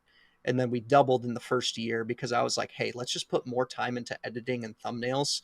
Because with this type of business, you have to be very efficient. And so if you come from efficiency and logical brain, not creative brain, you go, oh, I need to make video as quick as possible, as poorly as possible, cut, and post. There's room for that. Um, Especially if you're doing just like sit down content. But if you want to make entertainment based content, it's a lot tougher to do that. Like, how can you be entertaining if you're putting 30 minutes of editing time into a 20-minute video? Mm-hmm. So I was like, okay, let me edit for four hours. Let me edit for 6 hours. Let me edit for 8 hours. And I was just spending my own free time learning how to edit better and making the videos better, just getting in storytelling to efficiently tell, like give our videos purpose. They really lacked purpose at the end of the day. So once we unlocked that, that coincided at the same time we were able to make really big purchases and actually just do special stuff.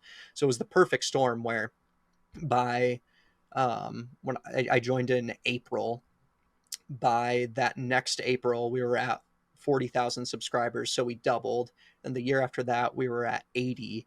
And the year after that, oh gosh, I'd have to look at our subscriber thing, but where we are now, we're at like 240,000, I think, somewhere around there, but all Mm-hmm. within the last, let me pull it up. I'll look at our lifetime subscribers.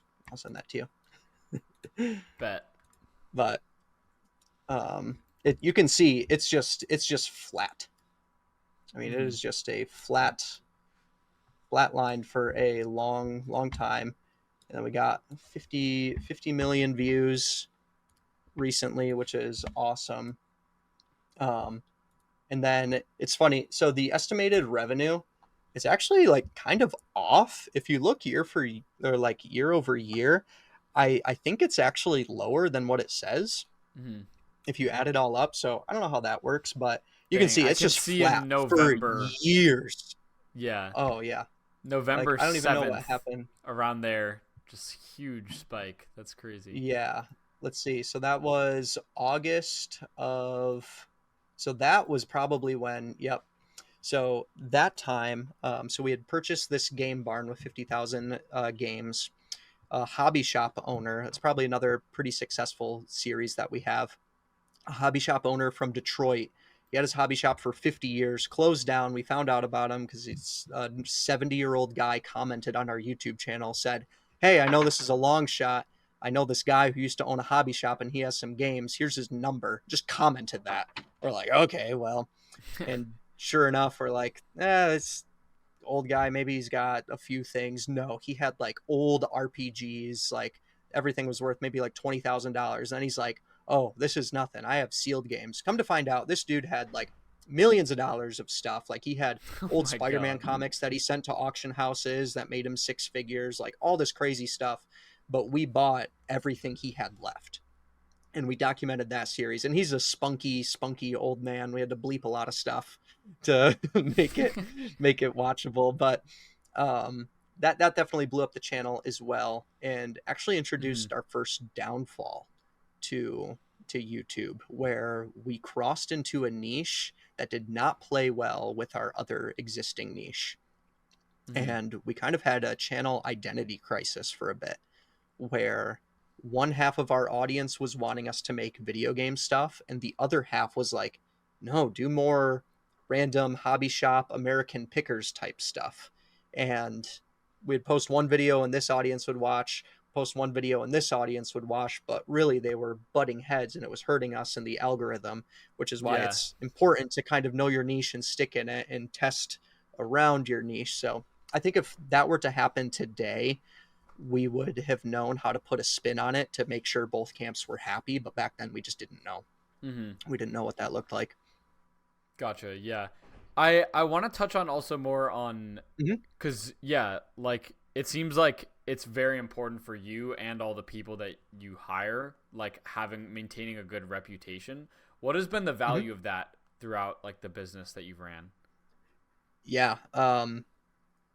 Time and time again, we get people that reach out. We actually just bought a map that we have pins on from people around the world that are now sending us stuff because they see that we've done our deals in the past on video with integrity, that we're paying very fair, and that motivates other people and gives them a safe place to sell their stuff. But not only that, kind of a hidden advantage of doing YouTube is, say, I'm a collector. I've been collecting video games for 20 years. It's worth $100,000, and I can't do anything with it.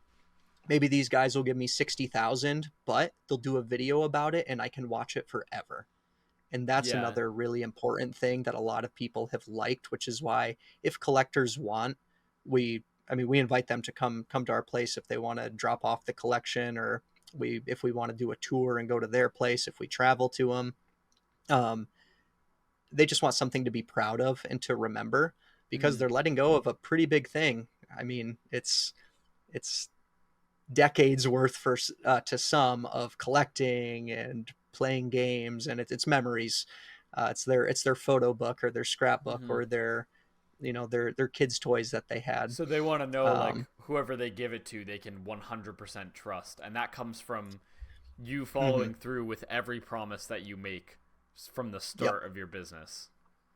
Yes, and we're very transparent because we have everything to lose. If we screw over one person for some dumb reason, the entire you know community would find out about that, and then we're just done. I mean, That's it's and yeah. it doesn't That's make sense. That's just not who we are. So we always try and do business with integrity. We always under promise, over deliver. It's one of our pillars for the business, um, and it's worked out for us. We're very blessed.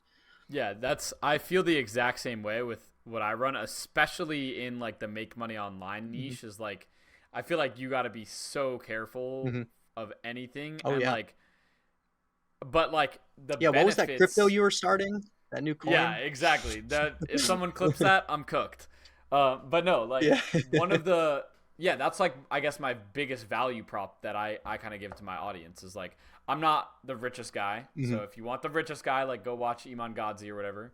I'm not like the best entrepreneur. Like go watch someone who's like 50 and already had multiple exits. Like, but what you I can Hmm. promise you is that you guys are gonna see exactly how much money I make and where it's from every single month. I'm gonna give you guys an update, and I'm not gonna hold anything behind a paywall for you guys. And Yeah. that's that Which I really angle. appreciate and I like. It's a Oh great yeah. Well, angle.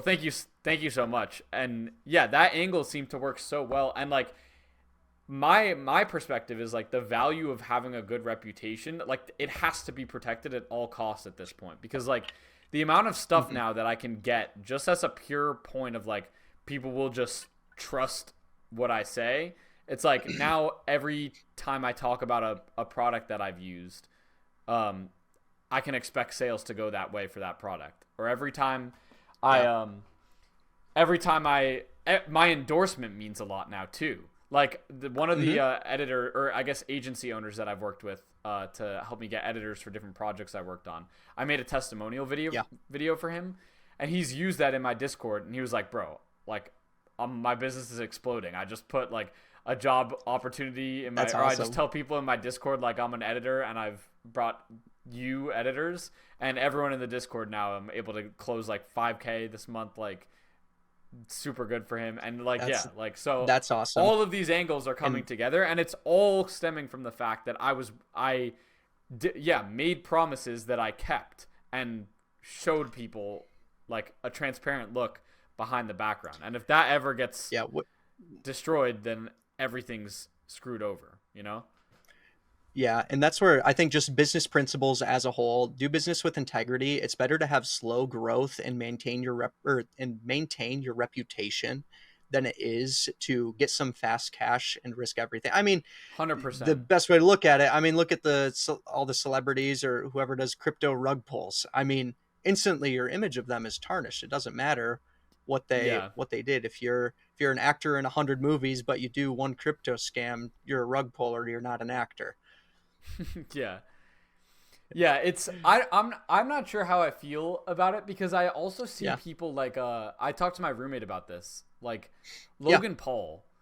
Bro, it's Yeah. so many different like scams and controversies, and still he's making more money every single year off Prime, And off that's where it's like Royal Rumble. It's like, how okay, how many can you people yeah. care? Like Yeah, he's had yeah. the biggest like character development in YouTube history where like I remember being in my basement watching the video that got him pretty much removed from the internet. I was Mhm. like, "Oh my gosh, this can exist." And then he's gone and then he came back for a redemption arc and all this other stuff. But yeah, I think as a whole reputation is super important. I wouldn't Mhm. risk it for anything. And it's one of the interesting things that we found having two channels now is for our main channel, we're finding ourselves, well, we would never take a sponsorship for a company that would compromise us or we just truly don't align with morally. Um, like we don't really like gambling, and the amount of money we've been offered by gambling stuff is like truly like, wow, that's three times what we would normally accept for sponsorships and Mhm. transparency. So for sponsorships, we take sponsorships between like $2,000 and $4,000 for a 60-second integration. It kind of Mhm. depends if they have an affiliate program built in as well. Um, and it also depends if they want to work on our second channel or do multiple videos. That's another factor. If somebody wants to sign on for a 3 month contract where we do 3 videos in 3 months, I'd do it for 2,000 a month. Um, but or I'm more likely to do it for 2,000 a month, I guess you could say. Mhm. Um, but one of the things from our main channel is a lot of times the companies that are reaching out now are just ones that you would see on TV and commercials anyway. So we're kind of having this talk with ourselves on, are they just paying for, like, are we fine with accepting money to um, be paid for? Oh, I lost him. There we go. Your editor will have some fun notes. um, Pretty much what I was saying. I don't know where we cut off, but um, for our channel, for our main channel, we're kind of asking ourselves, are we fine with taking sponsors that just want to pay for publicity? And it might not be something that we would use every single day, but we can still get behind it and there's nothing flawed with it. Versus with our second channel, that's the channel where we're like, hey, we're kind of ride or die on this thing. This is something we actively use in our business. Um, Mhm. this, that, the other thing. That's something that evolved as the channel grew, and we're still trying to navigate that one. There's still a lot of brands that I'll say Yeah. no to just because it's like, I truly just don't think this aligns with our audience. I can get behind it, but it still doesn't align with our audience a ton, or I don't see it aligning as well. One we got was like a $5,000 offer for like a solar powered battery thing for like camping. I was like, Mm-hmm. we just don't have campers in our audience. Like, that's Yeah. a great offer, and I Why are they? appreciate Why you, do but they like, I want don't it? think. And so that's kind of where the conversation started. Like, it's not a controversial business, and it could benefit someone, but we as a whole want to look for long-term partnerships and deals with companies and other Yeah. businesses, Exactly.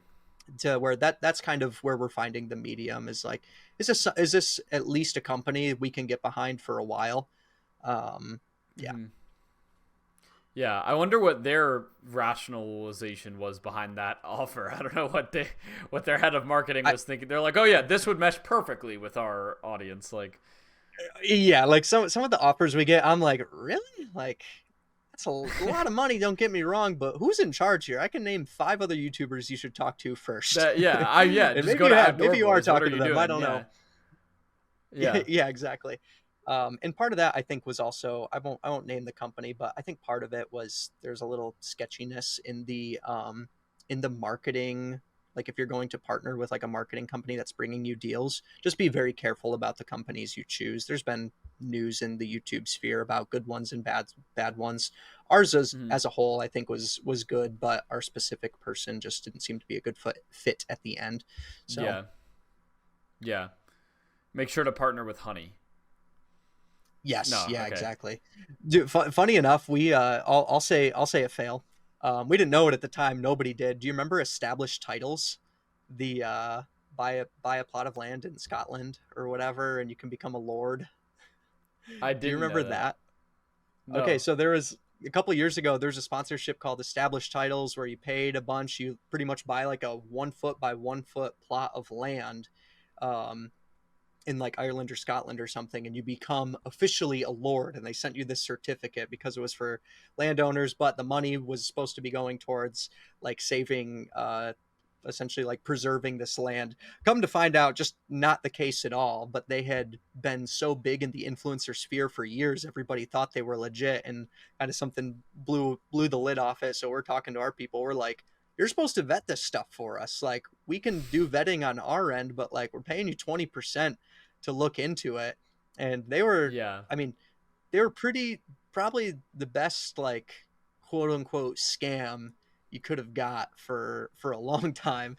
Now Honey's the one that we're actually in that lawsuit now, because we think we have some damages to settle against Honey. We had some for sure conversions where we have photographic Really? proof, but then the sponsors came and were like, "Hey, we didn't get any conversions. We can't work with you anymore." And we're like, "How?" Like, we have like family and friends that bought using our code. Like, how? Yeah. That doesn't make any Huh. sense. They must just be lying and want an out, I guess. Well, bummer. That's Yeah, so that crazy. was Yeah, an I always interesting thing. wondered I always wondered how much I was hurt by it, but I Hmm. still have no idea. But like, yeah, I mean, my repurpose affiliate link is making probably like Yeah, 1.5K a month now. And again, that's what I that's really awesome. like about links like that is that it's like recurring, right? So if I sign Yep. someone on, as long as they don't cancel, I keep making that every month. And yeah, I mean, what would that Yep. number be if Honey didn't exist? I don't know, but it could be double. Like I feel like Hmm. all the people that use repurpose.io are the type of people who would be Hmm. savvy enough to download Honey in the first place. So it could be a Yeah. really big Well, chunk. especially Like, in I our, don't know. yeah, in our industry, we're like, oh, hey, we give, say we pair with, like, we never really did this, but say we paired with like some kind of gaming company where they sell gaming accessories, Hmm. and we have a promo code where they're like, oh yeah, let me try and get 20% off on this controller. And all of a sudden Honey steals the sale. So yeah, that's a whole other topic Yeah. that we But can you're get in that into. Legal Eagle. I also went to Legal Eagle, I think is the Yeah. team suing them. And Yep. yeah, I submitted my stuff into the lawsuit. I don't know if they care about, I don't know if my damages are big enough for them, but Yeah, they never really reached out or anything Yeah, it never got back to after me we either. I joined it. I think, think it's just going to be like a big class action where they're like, this many people were affected. Here's their names. Here's their info in case they want specifics. But I'm curious how all that yeah, will go over. Sponsorships are one of those things as a whole, though, that I think are compared to like 5-6 years ago, even were kind of looked down on. Now I don't think people really care, being used to being advertised to, and at least you can be advertised to by your favorite person to talk about it. And if you want to skip, you can skip. If not, totally fine. Versus like unskippable YouTube ads, it's like you're yeah. fine watching those sometimes. I'm not. I Well, pay for premium. yeah, me too. I can't stand ads anymore. But I actually, on top of that, I actually even have a Chrome extension that blocks out Hmm. sponsorships as well. So it's like like Hmm. users that watch the video will all Yeah, I've mark seen that those when exist. a sponsorship is. Yeah, and like if enough people agree that the sponsorship happens during this time, the thing will just automatically skip that part of the video for you. So that now I don't That's even fun. get mid-roll sponsorship. So if I watch your video, your advertiser is Hmm. spending money on me just for me to not watch their integration that you made for them. There we go.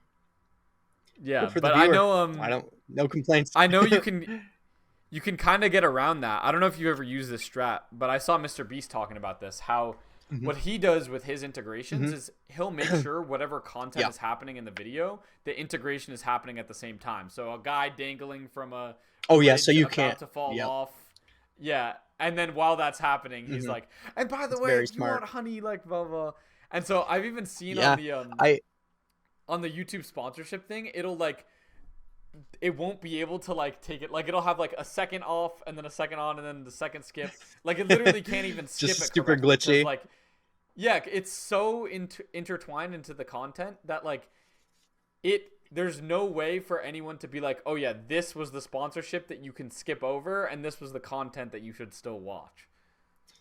Yeah, I mean he does it best. I am curious to see what the landscape of sponsorships as a whole will be after Honey. I mean for the smart company, if you truly want to know what the people you're sponsoring are bringing you, you would get rid of affiliate programs from a person to person and just kind of have to run more of a campaign based um, Mm-hmm. type of affiliate, which I'm seeing more on our end. We were sponsored by Bamboo Lab, a 3D printing company, Mm-hmm. and they did that. We didn't have an individual code.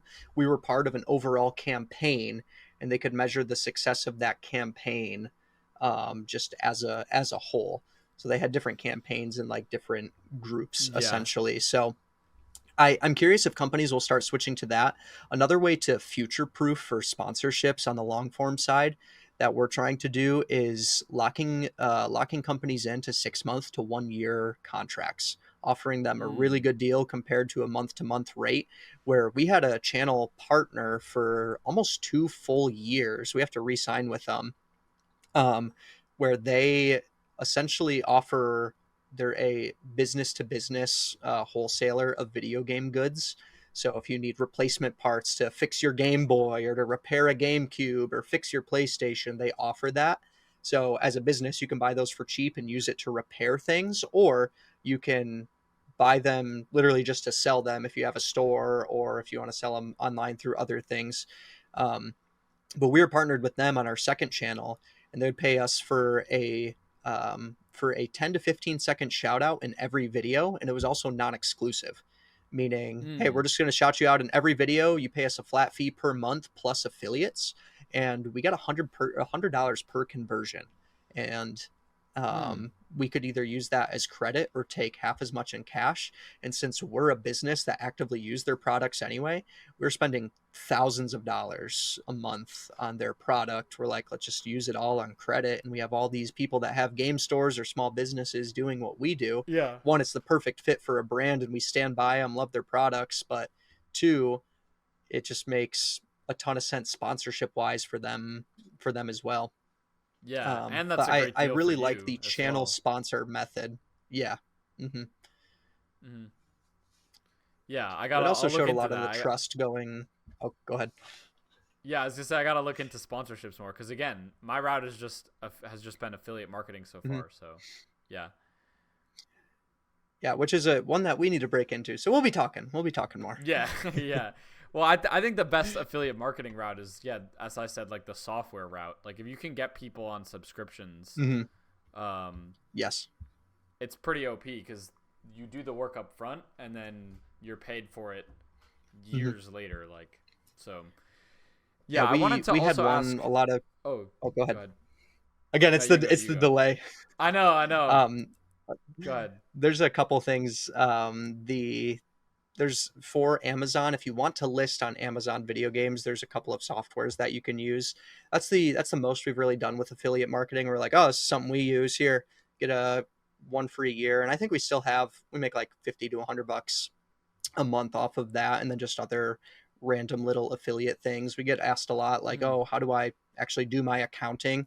So we partnered with a YouTuber who actually does accounting as well, and he understands the game. So he gave us an affiliate code where they get a $50 discount, and then we get like $30 per person that signed up and took his thing.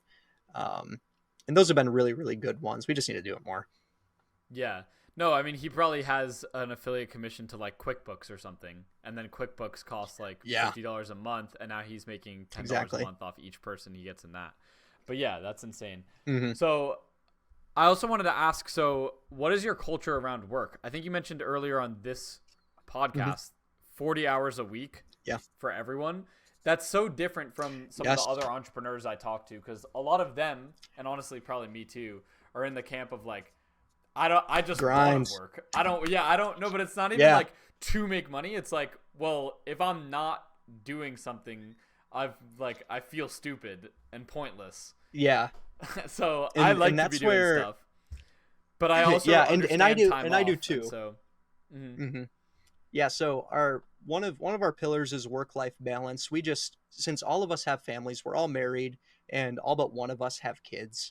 Um we really want to get ahead of not being sucked up in work. Like, okay, by whatever metric you want to measure success, we all personally feel like we're there. It can always be more successful, sure, but we don't want to sacrifice the time away from family to actually enjoy the fruits of our labor.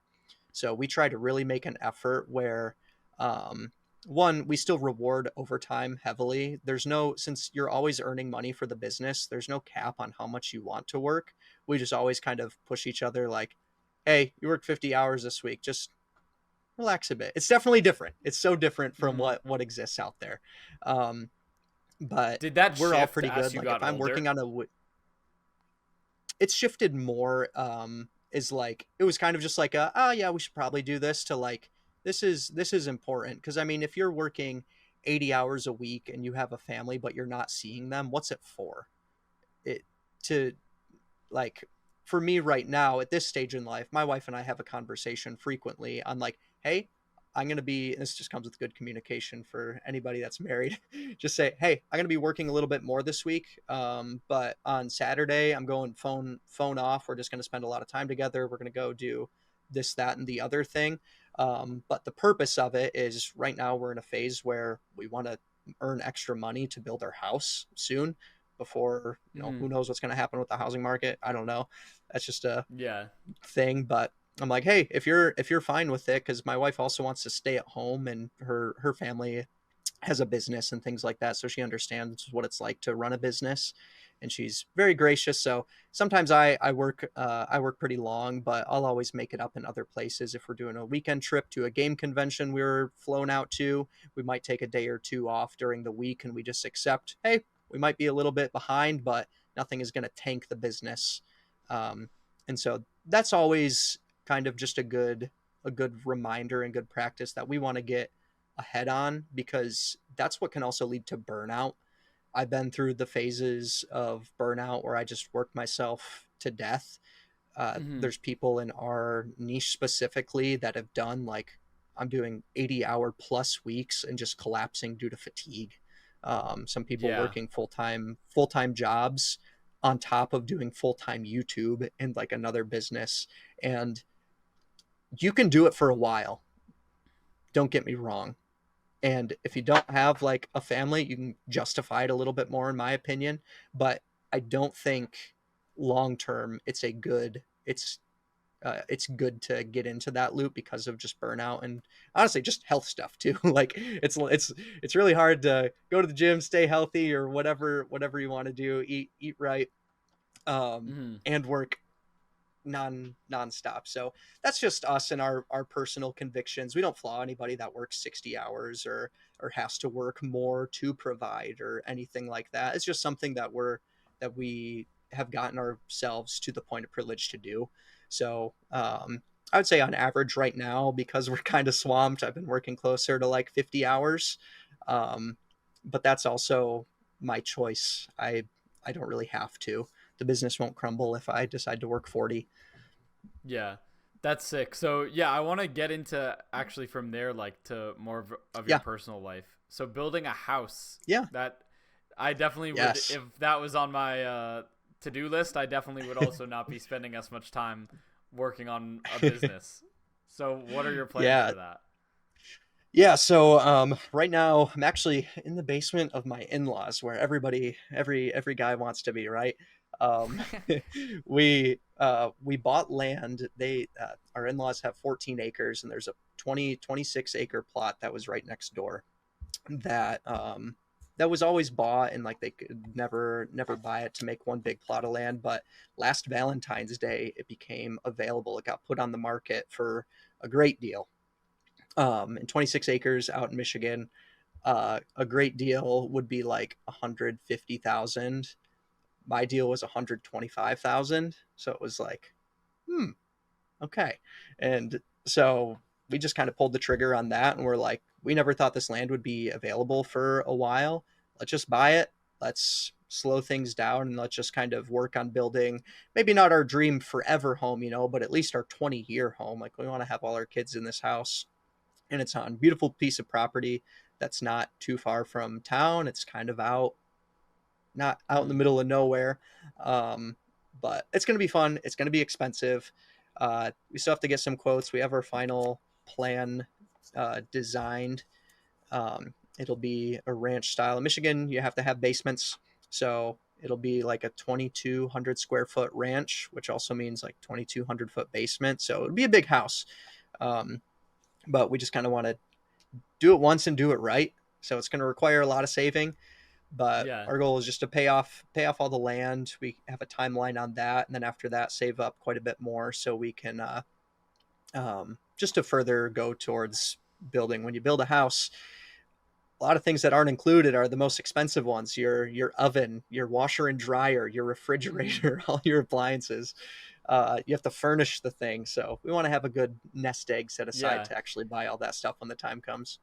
Do I like the Mhm. different people I talk to have such different Yeah, opinions on, I feel like, yeah, all the logistical sides in terms of money. Like a lot of the entrepreneurs I know are just focused on how do I make the most amount of money, and then you have the other more yeah. reasonable ones, in my opinion, that are also like, okay, well, once I make money, what do I do with it? How do I save and spend this Yes. money over time? And it seems like that's also an Yeah. important thing for you on top of like the making money side of things. Yeah, I mean, I'm not necessarily so. For instance, Chase, and I'll speak for him a little bit. Pretty like slow, consistent growth. His best growth. His risk tolerance is pretty low. My risk tolerance is a little bit higher, so I'm fine with like, okay, let's put a little more money towards this. Like let's push the Mm-hmm. boundary. Let's grow a little bit quicker. That's kind of Yeah. my thing. So for me, like I still save. I set aside 15% of my money for retirement, contribute to a Roth IRA. Everybody, the best thing you can do is set aside money in a Roth IRA. Get that set. Just want to Mm-hmm. prepare myself for the future, and then from there, I set aside my savings, and just make sure you have a set amount that you're going to save every month. Otherwise, you don't want to get in the habit of setting aside savings of what's left, because that can always change because you can always spend more, right? But yeah, Yeah. it's definitely important to me to know where all my money is going, and money's a slippery slope of like when's enough. You can get into all that. For me, a couple years ago, I was like, if I can make like $75,000, I'd be pretty darn happy. And Mm. now I'm earning way more than that. And I'm like, okay, that's it's I don't know if humbling is the right word, but from that moment I was like, if I'm going to earn more than what I'm making now, here's what it's going to go towards. If I'm earning X amount more this time, or if I earn less, like I still want to know where all my money is going and where my priorities really lay with that, because I drive a $2,000 car. Like it's like I'll drive a piece of junk Yeah. forever. I don't want to. I'd rather have a nice house for me and my family versus a flashy car I can show off. And Michigan roads are terrible, and it'd be horrible anyway. The state of potholes, my goodness. Well, yeah, that's a very refreshing take, honestly, to hear that someone's like really focused on, I don't want a super crazy lifestyle. I just want to be comfortable. Mm-hmm. Scott Galloway talks about having like your number. Mm-hmm. So you look at like Yeah. how much money you would comfortably be able to live off of, and that's your Yeah. burn. So for you, you Mm-hmm. said that's 75K a year. You'd be like, I'd be comfortable with this. And Mm-hmm. then to find your number, or the number that is Mm-hmm. financial freedom for you Yeah. basically look at how much passive income would you need, or how much money would you need to be able to make enough passive income to just make To at hit least that your number. burn every year. So in Yeah. general, if you just take 4% out of the stock market every year, you'll pretty much Mm-hmm. be able to do that indefinitely quite safely. So your Yeah. number is whatever 75K times 25 is. You know what I mean? Yeah. And once you hit that, it's like you can stop working if you want. You can just live Yeah. completely for free.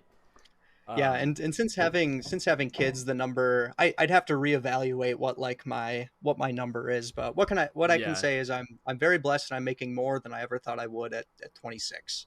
My wife Mhm. doesn't have to work, debt free, and I'm building a house. Like I pretty cool. Yeah. That's awesome.